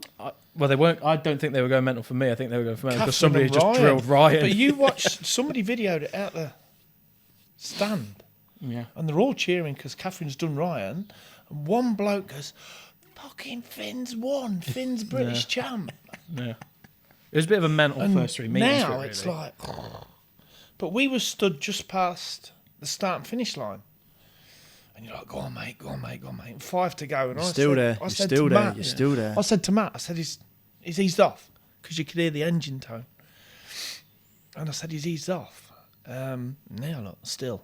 And he won. And I dropped to my knees. Gone. And they're picking me up. Like this. And like, it still gets you now. Do you know what I mean? It's just mental. But on the way to the track, we left. He's in the back talking to Emily and blah, blah, blah, blah, blah. See two magpies. No, I drove. I drove to the track. You drove to the track. Yeah, so that's I drove true. to the track. Yeah, because And I we- was going to work on Monday, so I had that's to drive. it. So you drove. So we're all in the truck taking the car to the track, and whatever it is, I don't know. You see two magpies. One for sorrow, two for joy. Then this car pulls out in front of me. 526 on the number plate. S26. S26 on the I had number a plate. trucker and it had the same number plate basically. And you're like, and you're driving, and I think, I wonder. It's weird. Yeah. And then that happens. Well, then it's a really weird thing. Like you don't notice it, but like in the week at work, we have like the work orders and stuff. They have numbers on, and the numbers, that series of numbers that were coming through was like 5, 6, blah blah blah blah blah. It was a bit weird. So we won, didn't we? And We come won, off yeah. and had the went celebration and stuff. But then because it's a Sunday, it really dies down really quickly. Like Yeah. by the end of it, everyone's just disappeared. Yeah. So no one's around, and it's quite humbling actually that we did all that. We had a hug, we had KFC. And I bought KFC, don't I? Everybody KFC. yeah, and then because I couldn't do donuts on the track, I had a shocker. I decided I was going to do donuts in the car park at KFC. So I thought I was valid. Did you unload it? No, No, my in your Scirocco. Scirocco. Oh, in the Scirocco, right. Yeah. Trying to do like reverse donuts around the car park. And then we weren't going to Venray, was we? We weren't going to Venray, and then we decided we were going to do Venray. Didn't We are going to Venray. £1,000 on 2 wings. Yeah. Yeah, that was prize money gone, wasn't it? I was very lucky that people actually sponsored me. Some people, Emily's family and you, and a lot of the people that help us sponsored me and paid for a new wing and things like that. Milden all the following week, wasn't it? Yeah, it was Mildenhall the following week for the semi-final, and I don't like. I talk to people at racing things like that, but I don't do like. Don't do what Me, you do. I don't Don't do do what it. he He don't do does. my side. You No. don't do what your dad does. Don't like your it. dad does enough for you. Yeah, he does. Yeah. Yeah, he picks He up don't my like slack. it. He don't Yeah. like it. Yeah, pick up the pieces. So everybody's coming up to you saying well done, blah blah blah. And I didn't. It's the semi-final day, and I didn't have a spare time for anything. So I was like, oh, I can't do this. And I just went and sat in the back of the trailer. So we used to take a little trailer with us for spares, and it was parked like tow bar facing the pits. Yeah. I just went and sat in the back of the trailer for probably a good hour, didn't I? Yeah, he did. Yeah. Just get away from Yeah. everything and try and let it all die down and things They like gave you a that. parade lap, didn't they? Yeah, The Kia it's Pride. there's a lot to take in, especially like I was only 21. Second youngest British champ. No, I don't know about that. Oh, you are? Yeah. I thought you was the youngest one. I think Frank's the youngest one. I think Frank. No, I don't think. I don't know whether it was Frank or Or not. Paul Harrison, I think. No, it's somebody else. I think sure. somebody else is the youngest British champ. But I think you're definitely second because I asked Nige. Yeah, but I just it was so much to take in on the day after because I'd had all week at work and nobody don't necessarily speak to everybody about stock cars at work. I come to work and go to probably come not. home. Yeah. And then one of the lads at work went, "Is that you?" It was like on his phone. It was like TikTok of Finn Sargent British champion. It's a big like montage that somebody's done. I went, "Yeah." He went, "So you're British champion?" I went, "Yeah." And he went, "Why didn't you say anything?" I was like, "Just don't mention it. It's just something I do at the weekends." And he was like, "Is that quite a big deal?" And I went, Yeah. Second British yeah. championship in the And sport. the lads who I live with, they didn't really get it until like I think it was the Monday. I come back after work and we sit on the sofa and like my phone kept ringing like all day. I had like probably 5 people So ring what me. the fuck is that with your And phone? that's what he said to me. He's like, why are people keep ringing you? He said, this is quite a big deal, isn't it? And I went, in terms of our sport, yeah. in stock And he cars, went, yeah. why have you not mentioned it? I went, I just didn't bother. Because nobody necessarily gets it at work. They do now, like the people who get on with the work, they get it. But from that was like a massive. That was probably like a launch pad really for the rest of the year and my career. That car really was like a. If I'd have not built that, I don't know what. You probably wouldn't be talking to us. None of that. You won't bother. You'd have gone fishing, Tebs, or took you out for dinner. on it for a That'd week. have been it. Don't tell her that. That's on the way home. I know where there's a good carvery. Yes, fine. So it was a good moment. It was a brilliant moment. Well, you see, Eric got me then. Yeah, exactly. It's That's just crazy, isn't it? Unbelievable, Tebs. Unreal, sort of. Like I said, I'll speak to him in a minute when he comes back. But in your own car as well, it's you haven't spent $100,000 on a motor. No, Do you know what I mean? no. Which some people do, and Exactly. and you've beaten a load of people that have. It has to run your way. Oh, 100%. If it's your day, you'll win. And if it's not, That's then stock. you'll. That's stock cars. And if it's not, you'll be sweeping it up and putting it in the truck and giving some chips. But no, it was his day. Yeah. It was Tom's day when he survived the last bender that Frank gave him. Mm. If it's your day, you'll win. There's a lot of luck involved as well. But unbelievably proud of him. Still now, every day. He's. I know he's my kid, and I'll always big him up, and I'll always look after him and support him. But his knowledge is phenomenal. Right. So winning the British. Yep. The rest of the year, because British is early on, isn't it? Is British early So on? British was about June, I think. Right. So mid-season. Mid-season. And following that, we had the Mildnall meeting. Yeah. And that was a Mildnall Northampton meeting. And we was, obviously, loads of people coming up to me and someone said, well, you go to New Zealand, won't you? And I was like, laughed it off. I was like, why would I go to New Zealand? And he was like, well, you get invited, don't you? I went, do I? Or it might have been a couple of weeks later somebody said that. And I was like, no, obviously I'm not going to New Zealand. Like, that's way out my range. Yeah. Not really thought about it either. No, and he was like, well, you get invited to go. And I was like, okay. So I was in a hotel bar after, and the people, like that side of the lads who organised New Zealand, not the drivers and stuff, as in the English lot. Yeah. I was like, do I get an invite to New Zealand? And they went, well, yeah. I was like, well, I'm going. And he was like, right. He went, how you going? I went, don't know, but I'm going. So I was like, I'm going to make a plan and I'll go. And I was like, okay. And I asked the people who organise it normally over there, can you help me out and sort a car, as in the English people that go over. So can you give me a hand to do it? I'll mechanic at teams, I'll do this, I'll do that. And he was like, yeah, we'll help you out and sort it. I messaged him, I was like, have you had any luck over the car or somewhere to stay? Because originally it was going to be me and Dad that went. And Dad bailed out, which didn't help. So I was like, all right, fucking hell, I'm going to New Zealand on my own at this point. Literally on your own. That was the original plan. And it was getting up to the point of like 3 or 4 weeks before we fly.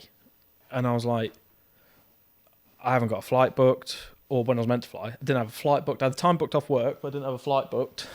And I said, any better with the car? And they was like, oh, no, these NZ guys are just so laid back. And I'm thinking, at the minute, I ain't going to be going. I ain't spending all that money on a flight if I ain't got a car sorted. Well, I didn't have a flight booked, didn't have anywhere to stay. I didn't have a car. Thank you, Mark. It was a bit of a pipe Top dream, up. really. I was very fortunate that me and Emily went to Mick and Sharon Harris's anniversary party at their house. Mm-hmm.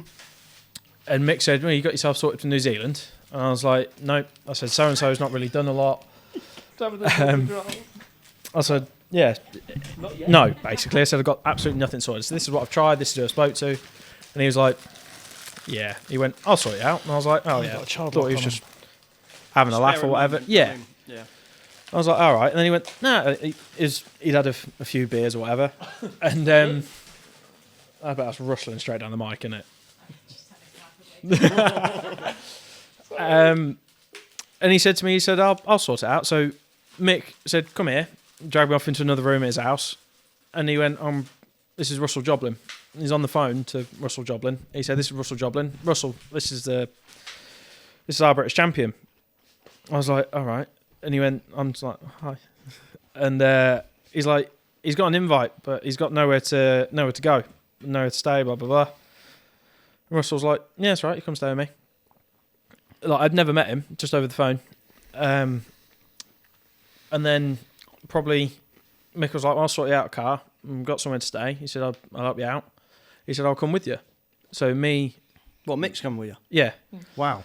So me, Mick and Emily went to New Zealand. It was just one of them things. It happened, like, I'd been waiting since maybe August to try and get sorted out to go over. And then within 2 weeks, Mick had... Done everything. Mick and Sharon had got everything booked. They said, this is the car that you'll race. This is where you'll stay. This is where you're flying. We'll fly out with you. And done all that. So I was like, wow, okay. Is this flying out for the same time as the teams? So, or not? Because of Mick coming back to go to Florida with Tom, yeah, I had to shift it a week. So I couldn't stay out for teams, basically, because I could only have 3 weeks off work because it's the busiest time at work. So I couldn't have all that time off. I was very lucky they give me the time off anyway. So was it before teams? Yeah, before teams. So I went out. Normally they go out the week of 240s and fly back the week after teams. I went out 2 weeks before 240s and flew back the week after. Right. So we got out there. Mick couldn't fly out in the end the same day as me and Emily. So me and Emily flew out on our own. And because of building the car and things like that, I took all my holiday off work to build that. Me and Emily had never been on holiday. So our first holiday was to New Zealand. I was on a plane for like 30 hours total travelling together as a first holiday. I was like, this is either a make or break thing, really, isn't it? 100%. No.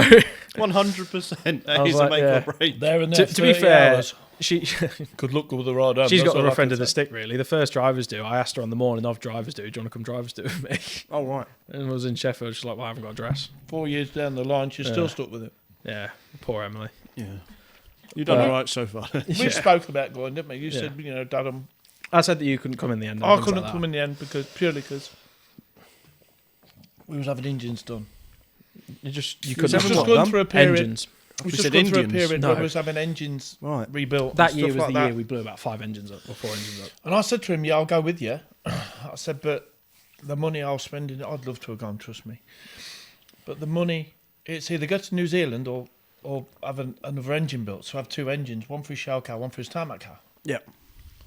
Whether you call it an executive It started decision. on the start of the year with engine issues in this, and it spelled on. I blew that one got blew up, and then I blew another one up at Mildon. Yeah, and then and I said I'll Can't go. try and save some money. Take Emma. So Yeah, that was but what it was. if I'm on, if you can call it, you can say what you want about this job. But I think you might not want me to say this, but I think he didn't get enough support from certain people who go to New Zealand because he got told by a member of the public that he was entitled to go to New Zealand. Then he asked the certain person about it. I'm going to say no names. And they said, yeah, we'll look after you. We'll sort you out, correct? We'll look after you. Yeah. And we'll do this and we'll do that. I've done this bit. Oh, has he done Yeah. it? I don't know. Yeah. Sorry, I was making Yeah. a drink. But I feel very let down by it. Mm. And the poor old boy, he was 20 what? 22? No, still 20? 21. Still 21. 21. to go out there, I think it's disgusting. But massive thanks to Mick Harris for taking them under his wing 100%, yeah. and doing it. Got the Because job it's done a for chance him. in a lifetime. Yeah. But the question I'll ask is, why did they not help him? So me and Emily flew out to New Zealand together through China and things like that. And we got there and had a night in Auckland and North Island. North Island, yes. Yeah. We flew into Auckland. We stayed over in Auckland for the night. And they said to me, I think Mick told me, this is the bloke's phone number. He's got a car that you can borrow to drive around. Mm-hmm. Road car, yeah. Get out of the airport. Got a taxi to the hotel, dropped the bags off. Got a taxi in the morning, I think, at the following morning.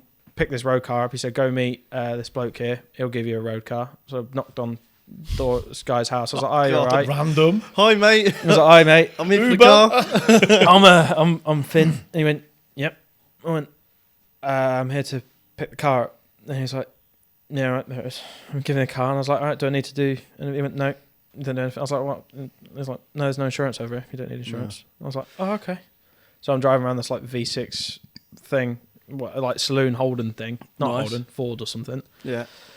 And it wasn't the best car in the world, but it was a car to get around and things. I'm grateful for it. 100%. Anyway, Mick flew in the next day.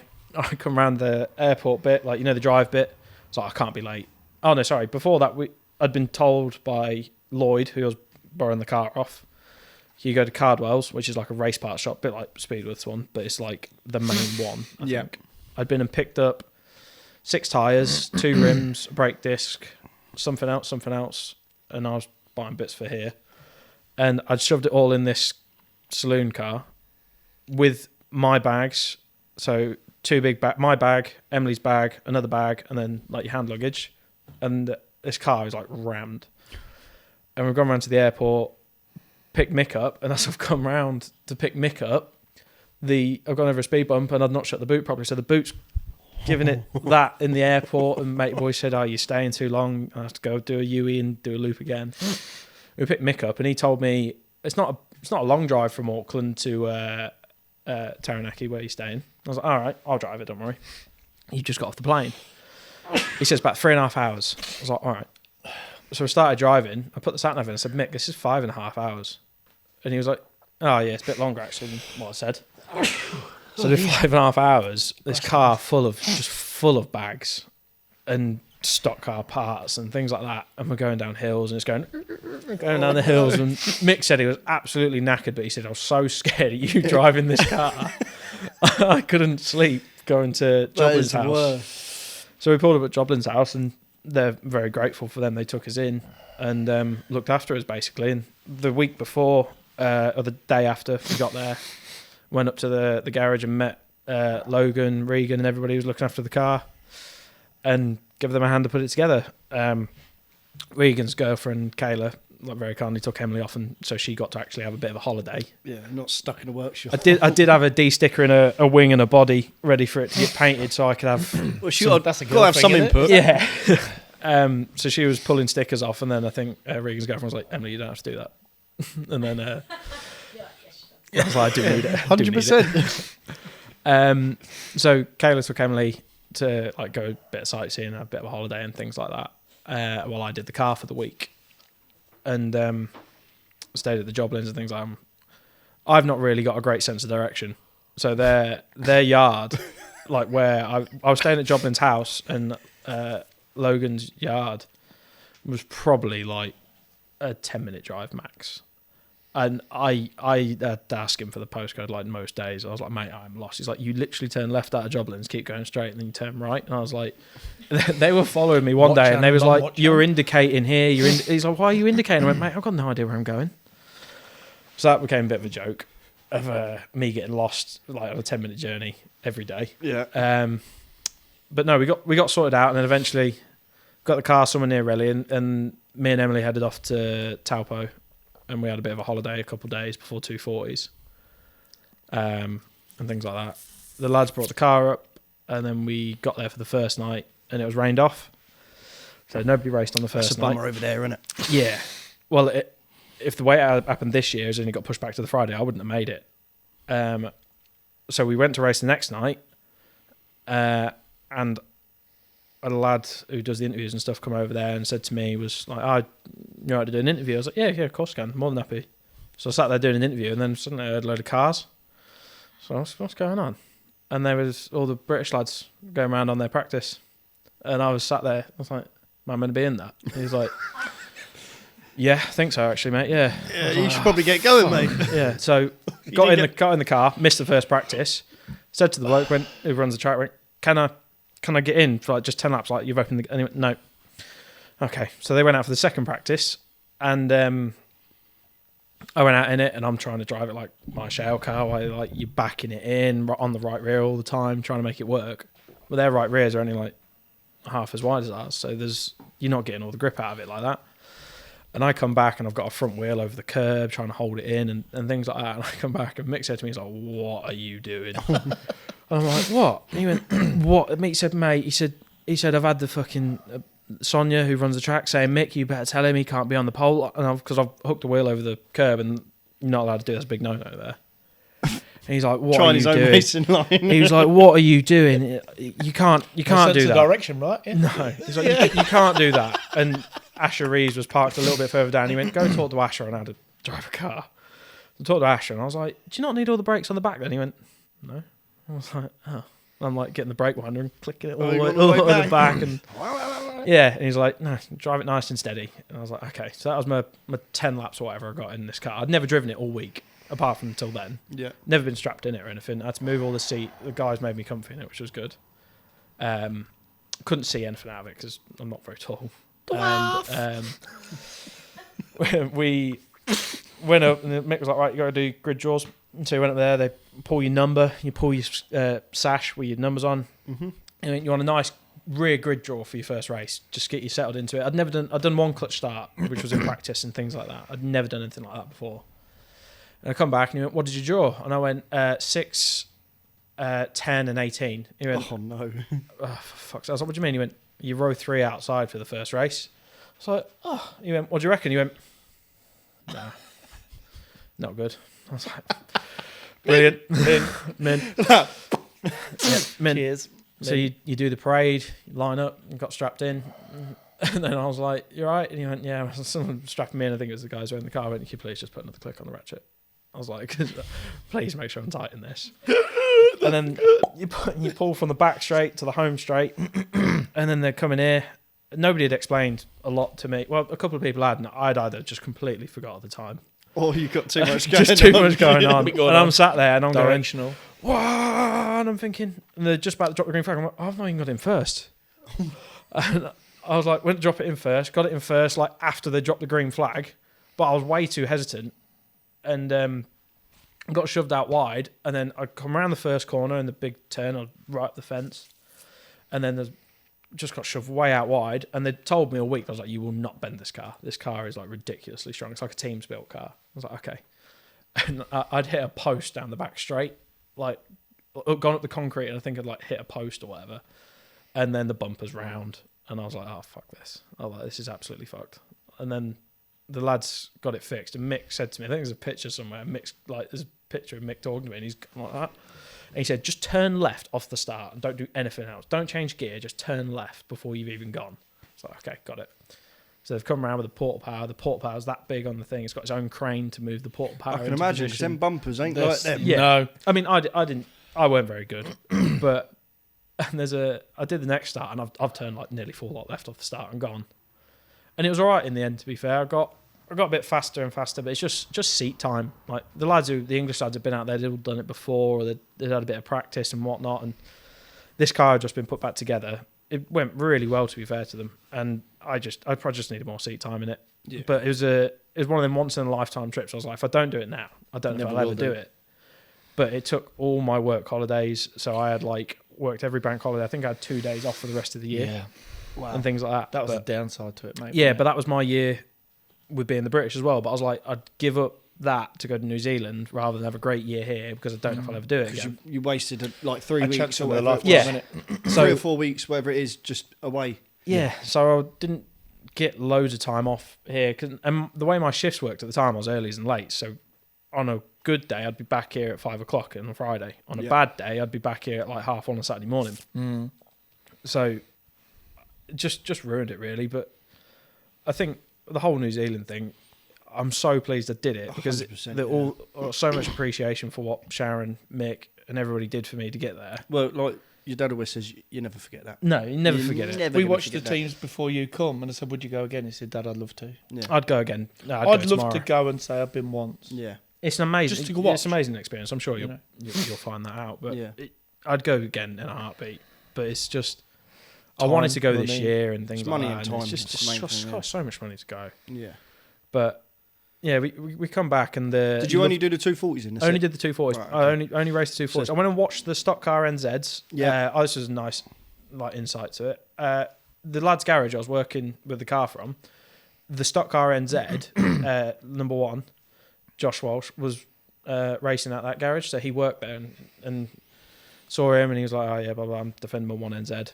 And then I saw him have a crash down the back straight, knocked him out and dislocated his jaw.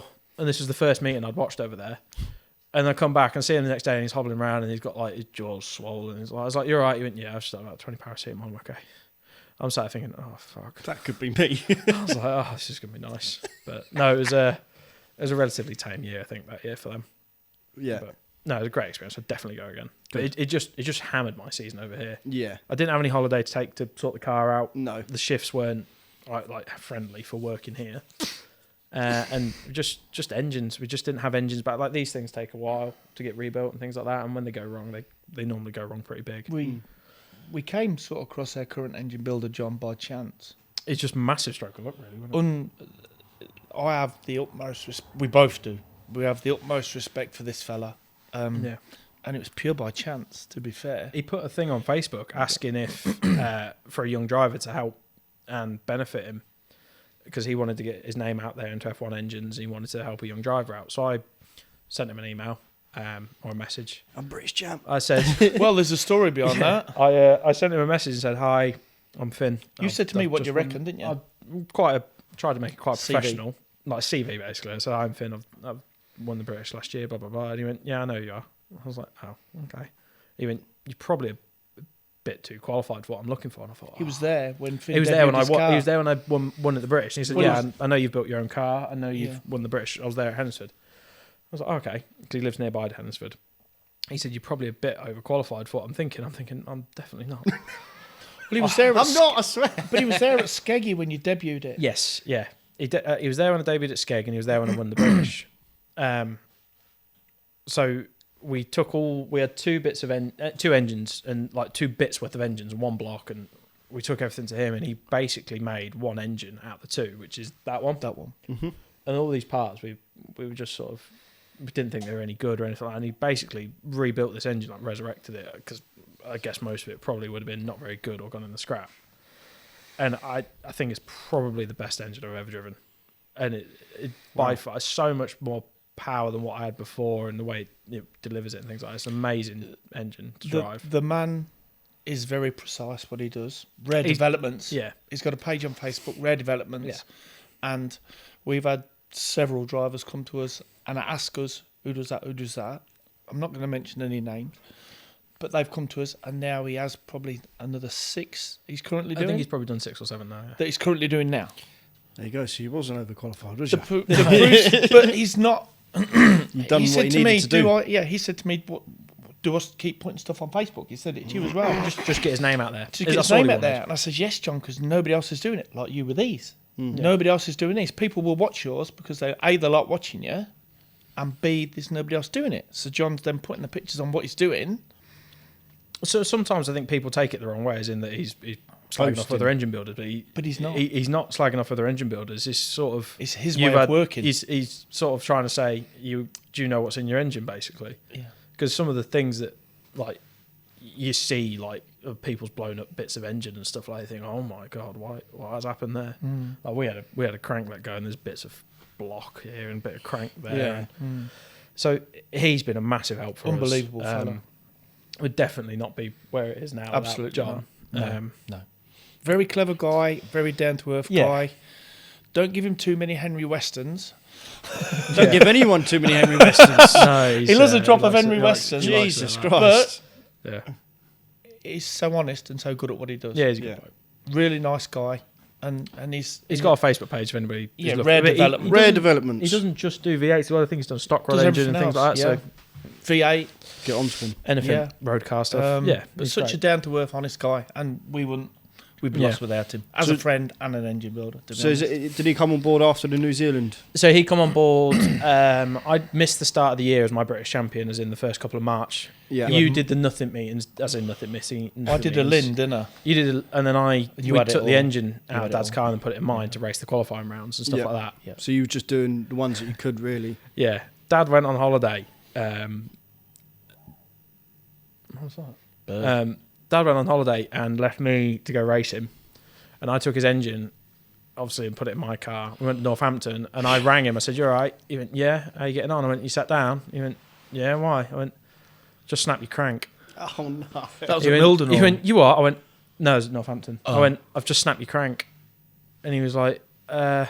I went, "No, it's in bits, mate." He was like, "Oh, okay. Well, don't worry about it." And I'm like, "What do you mean, don't worry about I'll it?" see you when I come back. I was in Benidorm. You texted me after. You went, This "What do you was mean? June. You want to wine?" I went, "No, genuinely snapped This your was crank." in June. I was in Benidorm with Johnny and Knox. So that put an end to that, really. That and killed then that one. after that, I think the end of Then we had end of- one engine Oh, for we a bit, lost didn't the British, didn't we? And Yeah.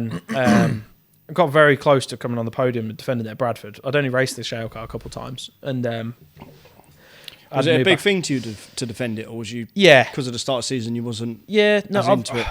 I knew that I was going to have a massive challenge to defend it at Bradford. I didn't race I think I raced maybe one meeting at Bradford in the lead up to it. And I'd cut all the shale car up after going to New Zealand and tried to make it a bit more like their cars. And I bought the bars off Tom and fitted them to my car and sort of tried to make my own way about it rather than ask loads of questions and try and figure it out. I wanted to try and figure it out I myself. think I bought you them for your birthday, didn't I? Yeah, my birthday present was some link bars off Tom. What do you Nice. want? They said, "Love some link bars." Yeah, no worries. True enough, yeah. So we're trying with that and had a new axle fitted, and then it rained really badly at Bradford, and I probably qualified like worse than what I did the year before, probably like 10th row. And then it started coming on and started coming through it, and ended up near You was probably fourth, fifth, weren't you? and then You just was about to go fourth. for fourth. I think I was about to pass Matt, and then suddenly just so loose, and found out that the suspension had seized up on the left hand side. So you're coming in the corner, it's just three wheeling, nothing. So that was the end of that. And obviously the semi final with coming second. Then the world final was a bit of a bummer, really, as I had half tidy. I didn't get a very good start before I got span out before they completely restarted it, and then after that I was running third, behind Tom, then Frank, then me. Thought, this is all right. I think I'll be right with It was this. Tom and Matt, I think. Was it Tom and Matt? Tom and Something Matt. like Tom that. and Matt, then you, and then I think Dutch lad. Frank put a Dutch lad into you. And then I got knocked. I ended up hitting the fence, come back in, and then I went for a hit over the curb. And then as I landed down after the curb, I landed on the front of like Liam Gilbank's bumper, and then I was just Hooked on, killed tow it. vehicle. So that put an end to that. And after that, didn't make the shootout or anything like that. Well, won the consolation. Won the afterwards. consolation. Blitzed the consolation afterwards. The worst bit was It's as always well, always the Yeah. way. Isn't you it? look at the lap times. I know it doesn't mean anything. If you look at the lap times, I was like a 10th faster than Frank in the consolation than what he was in the world final. And I'm like, yeah. Sure, you win Tebs again. At the end of innit? the day, you got to be there, haven't you, to win? Yeah. And I wasn't there. So. 100%. But it's not bad. That's good going though. It was a good. For that world final, making Yeah. it starting that far up and actually competing I think the problem with that was in your own car. I was too relaxed for it, really. As in, We weren't G'd up enough for it. Thinking if you'd have gone in there with the mentality you can win. yeah, I mean, like I think what happened was because it's so far up the grid, you get parked up and you just got so much time before anything else happens because all the other drivers come out, and I was just sat there and I wasn't Yeah. nervous. I just like mellowed down too I much. kept And just, asking you if you was all right. you went, "You're all right." I went, "Yeah." just chilled. I was just. So chilled. I think I laid down on the nerf rail, just trying to go to Just sleep. waiting. Yeah. Before you had to get in. I just didn't make enough of it really. But end of the season, put it all on for the under 25s. It was a little bit greasy and things like that. And I thought, Is that Skeggy? Yeah. Skeggy again. Yeah. And I thought, this would be all right. I completely missed the start, as in like the front end was too stiff and just pushed on. I think I ended up last. And I was really trying. Dad had actually just come back from Benidorm again in the morning and turned up at the track, and we had one of our mates borrowing the other car. He's like, "Oh, you're right." I went, "Yeah." I was like, "I am so busy." Like I was changing power steering pumps and stuff, and he was on a sun lounger. And I mean, talk to a holiday. he come back. He went, "I'm just going down here and talk to so and so." I was like, "You are not." he was like, yeah, I'm going to... I went, no, you're not. I said, you're going to sort Darren out because Darren hasn't got a clue what's going on at the minute and he's a little bit stuck. And he was like, oh, yeah. I went, no. You fired up there, I was mate. a little bit raging about it. He's tired, Tebs, I think. Little tired bear. We had a few words, didn't we? We went out for No, I the just walked off. 25s. Miserable fucker. We had a few words and I went out for the 25s and I come back after I sort of picked myself back up mid-race and managed to win it. And you come over to me and I was like, you're right. I was like, no, I'm still pissed off here. I was like, The way you spoke to me, like, shut up, Dad. yeah. And I didn't actually say that anything. was it was me rearing up. Oh, right. Yeah. I didn't say I was having anything. a go at Dad because he'd just come back off holiday for playing, swum through the pits and thought he was just going to get on with watching. I was like, no, you're going to do some work. Again. So that was the end of that year, really, wasn't it? And then we sort of got ready for what was this year? Well, 2025, 2025. which was probably although I won the British and then the 25s previously, this year just gone was probably my most prominent year, if you like. Hit the ground running. Is that more consistency as well? Yeah. So I won better results. before the season finished previous, I'd won the final at the shootout finale, and then I'd won the under 25s. So I'd won the last two main races of the year. So you'd done well towards the end then? Yeah, so the cars were sort of there. I spent a bit of time over the winter cutting a bit of weight out of this, putting a couple of bits right on the shell car, making a proper effort for start of 25. I was going to say, do you think you've done more this year because of you knew Yeah. you messed up last year? We didn't mess up, but Yeah. you couldn't put the effort in last year. So this year you was like, right, The other I thing know that- where I went wrong last year. Yeah. This year I'm going to double down, get as many hours out as I can. Yeah. New ideas. The other thing that helped as well was my shifts had changed at work. So I'd gone on to Monday to Thursday. So now after March, I had every Friday here. So you'd leave Thursday night Yeah. and you could get here for all day Friday. Full day Friday. Full day Saturday. Yeah. And it was just way better. Yeah. Just more time. Took probably about 20 kilos out of the car. Lightened it up. It cost a lot. That's expensive steel bills. And You ain't had the Just- electric bill yet. I don't want it. Fucking don't want it. You can keep it. Yeah, fuck that. And just put the car, got it in a way better state than what it was, and just sort of had a good start to the year. And then, Did you start the year blue? no, started the year red. Red. Finished the year, got back up to Finished red at the end strong. of 2024. Yeah. 2025 started off red, and only won one race two races last year. But Consistently, Yeah. thirds, fourths, third, fifths. fourth, fifth, things like that. And the car was really quick from the off.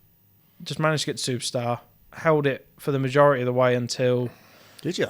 August time, yeah. I sort of dropped because it's quite hard in F1s. I didn't realise it's top four and then your average. So you have to be top four in the points or you have to have an average. Right.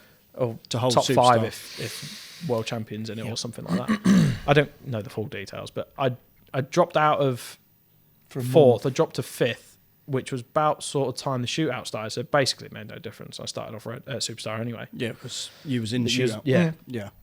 So we didn't qualify in the Semi-final, your half shaft went. Oh yeah, I put get the tissues. it on front row for the semi-final, and that was like No. I've never had a tarmac semi-final. Outside pole.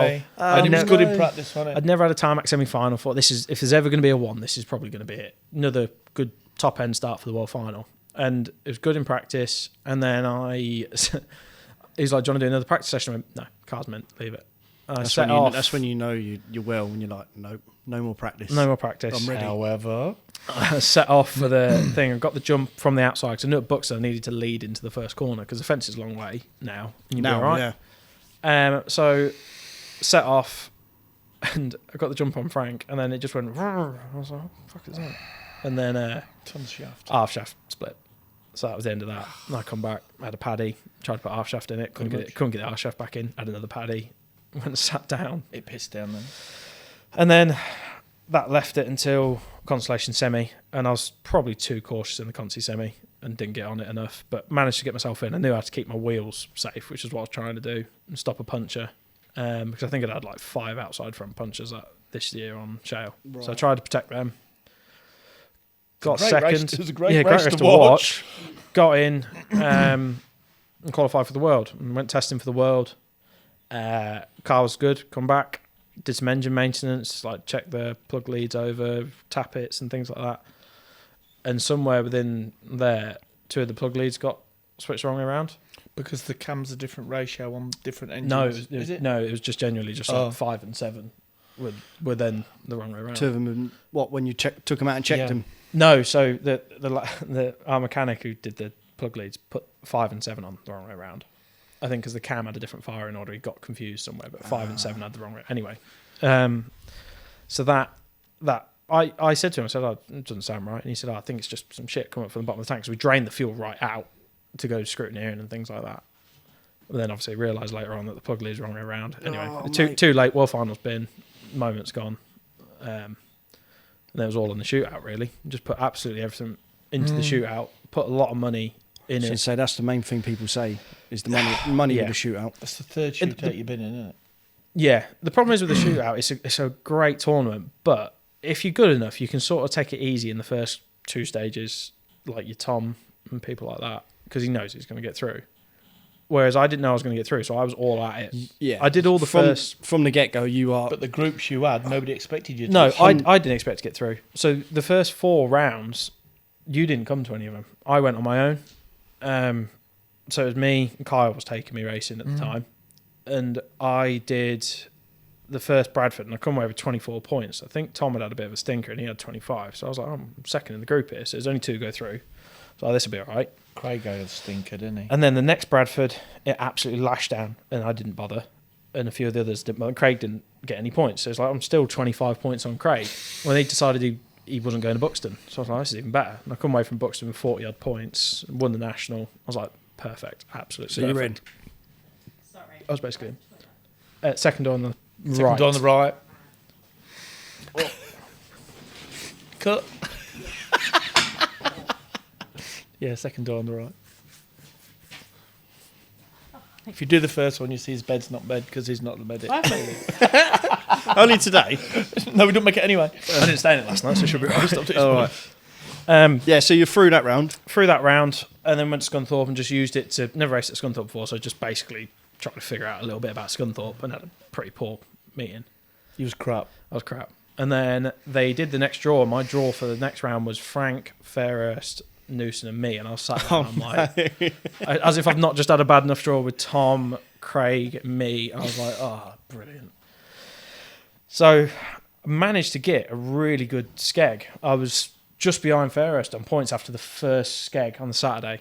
And then on the Sunday, I was about 10 points behind him, maybe 10 points clear of the rest of them or something going into King's Lynn. This is when the Matt and the Charlie thing had just Started, yeah, after World Final. And then I had a really bad King's Lynn. Got a puncher. Did I not make the final? No. Didn't make the final because I got a No. puncher in the consolation or in the heat or something. I can't remember. You had a nil, didn't you? I think I got something like 4 points. Not a lot, really bad. But then Frank had also had a stinker. But where Matt had a terrible skeg, he picked it back up at Lynn. It was close. So going into Mildenhall, I was 10 points clear of Frank and Matt, who had joined on points, and it was one of us 3 was basically not going to make it. Who was the other driver in it? It was Fairhurst, but So he was in. well clear. He had a He was puncher in. at Skeg, but he was clear. He didn't Right. even have to go to Mildenhall Right. to qualify. So he didn't go to Mildenhall. And at Mildenhall, I was like, oh, brilliant. But it turns out after Lynn, we found out that something had gone wrong with the shale engine, just like a thread had failed or something like that. So we had to take the shale engine out, put the tarmac engine in. Mine. No, it was my engine. My tarmac It was your tarmac engine, sorry. Put my tarmac engine out of this in the shale car for Mildenhall. Guessed on the gear set because they're a little bit different, and just had a go at Mildenhall. And I was like, from the off, got to be on it. And I drew to start behind Matt and Frank. So I tried to get on it for the first race, and luckily, well, what happened in the first race? I did 2 laps and I hit a car and the power steering belt come off. So I did the whole race at Mildenhall, no power steering. I was absolutely But knackered weren't you in by a the different heat to Frank? No, because you're all starting the same grids. Oh. You'll start together. So the beauty of the shootout is you race with the Okay. people you race Oh, with. okay, Exactly, sorry. yeah. Yeah, sorry. So you got to do So- your tactics. Frank DNF'd in the heat and then did the consolation. And he got in by 8th in the consolation, drove well. And I was sat there watching him, and you could see he was trying. I was like, he's definitely wants this. Gunning for it. Yeah. And then Matt and Charlie, you couldn't predict what was going on with them. And I was sat there and I worked out the points. Right, come on, Charlie, just pop him in. Yeah, I'd worked out the points, but I had a lead on Frank in the points by 16. So that meant in the final, if I beat him or neither of us scored points, because Frank was at the bottom at that time, it Yeah. didn't matter what Matt did. As long as Frank didn't gain any points on me in the final, I was definitely into was the last through. round. Yeah. So I sat there and I was like, I don't know what I'm going to do. You got to try and take on Frank, who's like Frank. Frank's up here, Frank in F1s, and I'm like down here. I was like, I've got to try and take on Frank. I was like, I don't know how you can do this. But How do I play it? yeah, basically. So I thought my only opportunity is to stop him from beating me is if we both go a lap down and none of us score any points. So on the first start, I let him go, and I'd already decided that I needed to sort of target him, if you know what I mean, because he was bottom of the group. Yeah. And that was the only way I was going to do it. So I tried to take him out in the first corner and take him around, but he stayed the right way. I had another go, and we nearly got what I wanted, nearly got what I wanted, and went a lap down. And then, sorry. Let's get into the good part. Let's get to the really good part. I love this bit. It's the best bit ever. So I tried stopping Frank, and I think he'd got a bit of damage or whatever, but there was the wave yellow. I'd realised that Sorda and Matt had to do, and Matt had on the middle. And I saw Frank lined up, and I thought, I wonder if he's seen it. So I drove up to him, and there's a video of it, and I said, is Frank Matt on the middle? And he's like, yeah. And he didn't really want to talk to me. Really? And I was like, fair enough. Yeah. And I basically wanted to try and say to him, if he's on the middle, there's no point us fucking about. Because he probably already knew this in his head. You're both he sort of like thought, because it was both last on the start, and we'd not gone a lap down now. I sort of said to him, I wanted to basically be like, let's get on with it. It came across as I was like apologising, and I don't think he ever expects me to apologise. Like, obviously wasn't sorry about doing it, if you know what I mean, like, because otherwise you wouldn't have done it. Yeah. But basically I wanted to say to him, let's get on and race. So we did, and I managed to come home fifth or fourth, I think, and he comes sixth. Yeah, it's just beyond. Or something like that. So I don't know, he probably would have called up to me and absolutely destroyed me. But managed to get through, and didn't have to do the national. So I was like, oh, perfect. And I went over afterwards, said, Frank, do you need anything? He said no, and that was it. But I think he knew what I meant. I wasn't trying to get across like, I'm really sorry went wild. No. There's a lot of people commenting on it. Oh, it's sneaky. There's only one person. He's a snake and all this. Why has he done that? And anyway, weasel. It doesn't matter. And it was funny. But you did what you had to do. It's a competition. Yeah. It's it didn't really come across what it was meant to. But we did the last couple of rounds, and to be honest, there's so much racing by that point. I had a good first round at Northampton. I was third after the first round. There's Bradford, and I had an absolute stinker at Bradford. Blew a diff, put another diff in, wasn't right. Something else went wrong. Callum put you in? Yeah, Callum took it to me at Bradford because I think he wanted to be right up there in the points, and fair play. And then went to Hennesford, and I thought, right, I'm going to have to do well at Hennesford because I'm right down in the points. But that first Bradford, I think I'd just done so much racing, I just lost a bit of interest. Just tired, weren't you? I was knackered with just doing the amount of work and stuff. The shootout was just got to you. One day a week, and the amount of money, like I think I spent probably 1,200 quid on tyres for the last four meetings. That's without anything else. Yeah, costs and everything. that was damage and yeah. And ironically, like it come to the last round at Bradford, and I scored 40 points. I didn't put a brand new tyre on all day. I kept the same tyres on from the final for the national and the heat, and I was just like, what am I bothered spending my money on? But anyway, we got through it and saved them tyres. Did the under 25s, but I think I got sick of probably a bit of reality near the end of the year. Like the lads who I live with in Oxford and things like that, they obviously don't race stock cars, so they're being grown-ups and spending their money on houses and things like that. And I'm sat here and they're like, oh, I've just put a deposit down on the house today. And he's like, and I was like, yeah, have you? He went, yeah, I've just spent... I just put a brand new engine in my go-kart. Basically, in my tractor. Like, I was like, I've just spent 1,200 quid on tyres. He went, why? I went, don't know. Need to. Real world. Yeah, and so I think a sort of reality... Get to you a bit. Yeah, I think it sort of got to me to the point I was like... It hit. I was like, I can't do this forever. So I thought I'll enjoy the rest of the year. And then from sort of now on, I'm probably not going to do as many. Next year, I'm planning on doing the Vem race. Yeah. To qualify this year, to try and qualify the Dutch way. Because I don't think I'll do enough meetings to qualify the English way. And I enjoy racing in Vem with that because that's pretty handy around there. Mm-hmm. So that's sort of where we're at now, really. Mm. That's the sort of plans. Obviously, being down at work doesn't help. But yeah, so the plans are this year, not do as much. Yep. Do the ones you want to do. Yeah.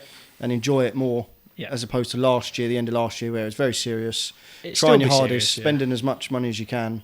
Yeah. To try and get to the front. Still do it seriously and try and compete at the meetings I'm at, like championships and things like that. Yeah. Try and get another one if I can. And well, going off this last season, then you should be in for without doing as many meetings, you Yeah. should be in a better position, really. It's just do what I can afford to do to be competitive. I don't want to go to every meeting and say, oh, I haven't got tyres to buy this meeting. I'd rather just miss the meeting now, save the tyres, go to the British, 2 new sets of tyres, or go to the European, 2 new sets of tyres, things like that. It's all right. You can do it all. I could do Quality, 40, not quantity. yeah, basically. Exactly that. I could do 40 meetings a year. That's not a problem. But I'd rather do 20 good ones. Yeah, definitely. So that's closing out that's your future plans there. But one thing I want to talk about is your work. You Yep. keep mentioning your work. Yeah. What is it you actually do? So I work away for Williams Formula One in Oxford. In their main... Yeah, so I work in the factory during the weeks and things like that. So Monday to Thursday, I'm there, machining parts for the car. How does that even come about?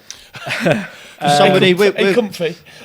Get comfy. because we are quite a while away from the Williams HQ. Yeah, so this isn't. I moved out essentially when I was 16 and went to a motorsport college to learn how to be a race mechanic, and that was what I wanted to do.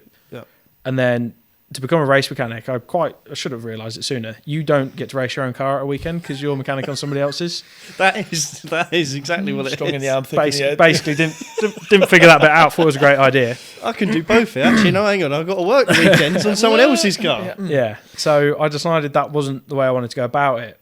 But at a gala night, Ben Howard had asked if he could hire an F1. And I said, yeah, you take my shell car. So I'd ended up breaking my wrist at college. So I went, we can just take my tarmac car if you want. Which was the Heinz car? Yeah. And he ended up winning the final and having a really good do. And he said, you should come down to Williams to do some work experience. It'll help with your college. So I went down there, did that, found out they had an apprenticeship program, applied for the apprenticeship program, got in. Don't know if Ben had anything to help with, but Maybe. got in. Who knows? Ben knows.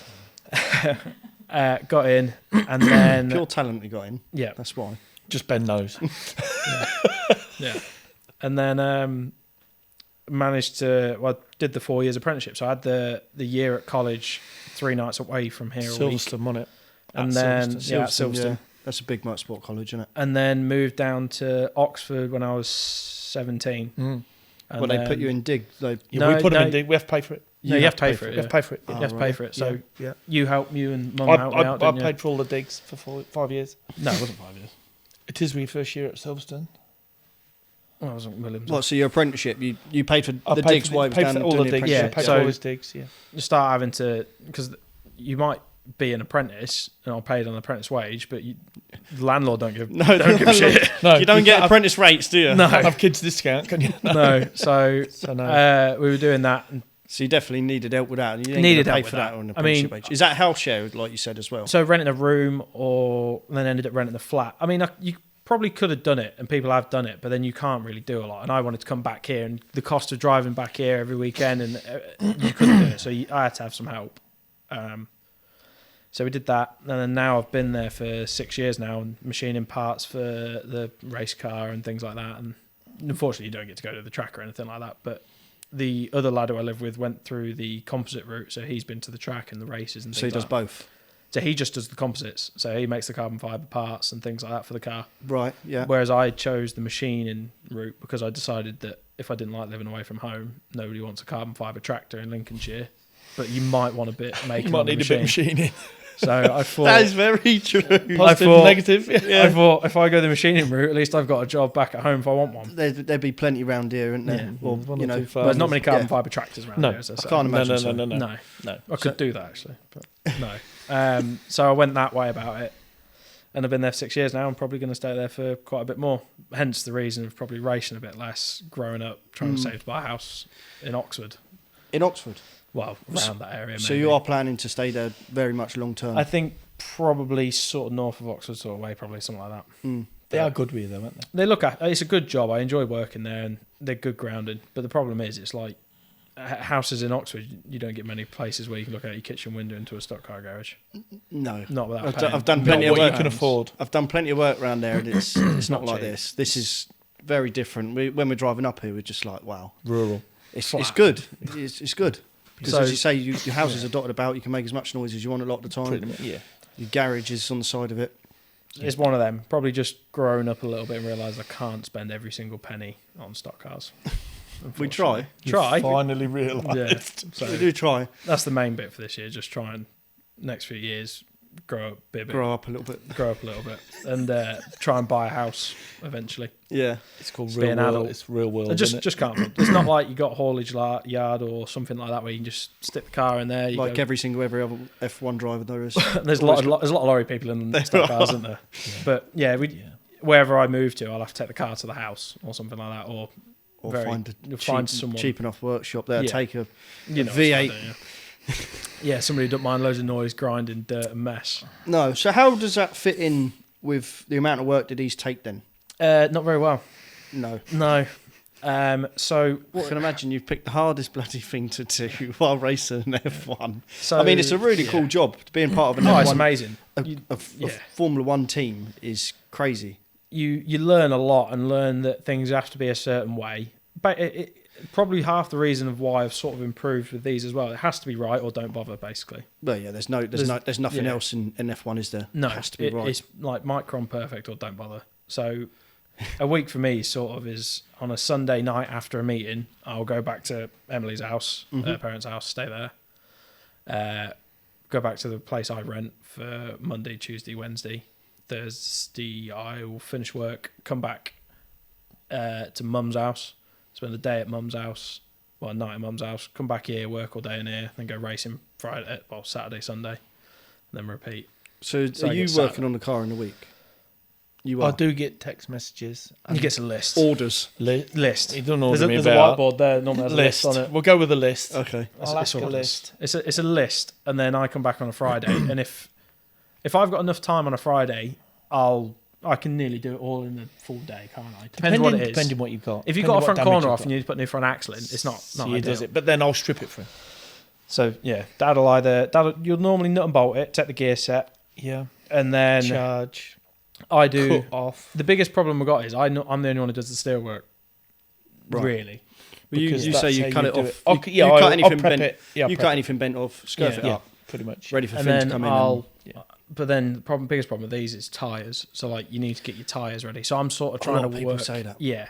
It's a day doing tyres. But we have got a machine. We've got a buffer. Yeah. Now we've got a lathe. After last year, I got him a lathe. That's the biggest thing. So I try and get a week ahead if I can.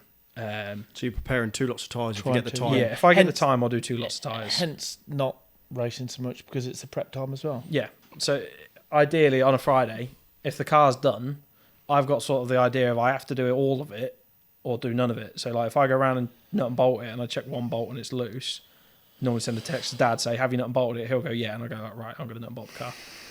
Because I can't. On an ideal sort of Friday, it's all nut and Yeah. bolted, all charged, all ready, and all he's got to do is tyres. But when he comes to mine from his mum's Friday dinner. Yeah. And then if that's the case, then Saturday morning we can start doing the other car. Yes. Yeah. There isn't Ideal. physically time for us to do. We're working on a Saturday morning before we go racing Yeah, normally. but Because we're then- luxury with where we are for the tracks, we don't have to leave to go to Skeg when it starts at... Well, if you go to Lynn, it starts at... You got till late 1 on. o'clock. You got A till lot of about dinner people time, might yeah. leave But in the morning, then- but you ain't got to. No. But then without the people that help us, none of this is No. possible. No, you won't be able to do it. You know, there's little Steve and Martin who come religiously Friday night and Saturday and What, during here? the week here. Yeah. Yeah, they give their time and effort up come and help. religiously every week. Steve Maidlow slabs, Kev, Darren helps as well. Without them boys, it's not physically possible. Yeah. I also try and... The biggest problem I've got is just trying to sort everything out. So like if I break something on a Sunday, can't then take it off on a Monday, give it somebody else to fix it. Yeah. So like it's been cases where I've ripped the back axle out of it. I come back on Sunday, I'll rip the back axle out, go to work, take it out on Friday, miss the weekend of racing, drop it off Friday to get fixed, or Sunday takes a week to get fixed. By that you missed a week or two in racing.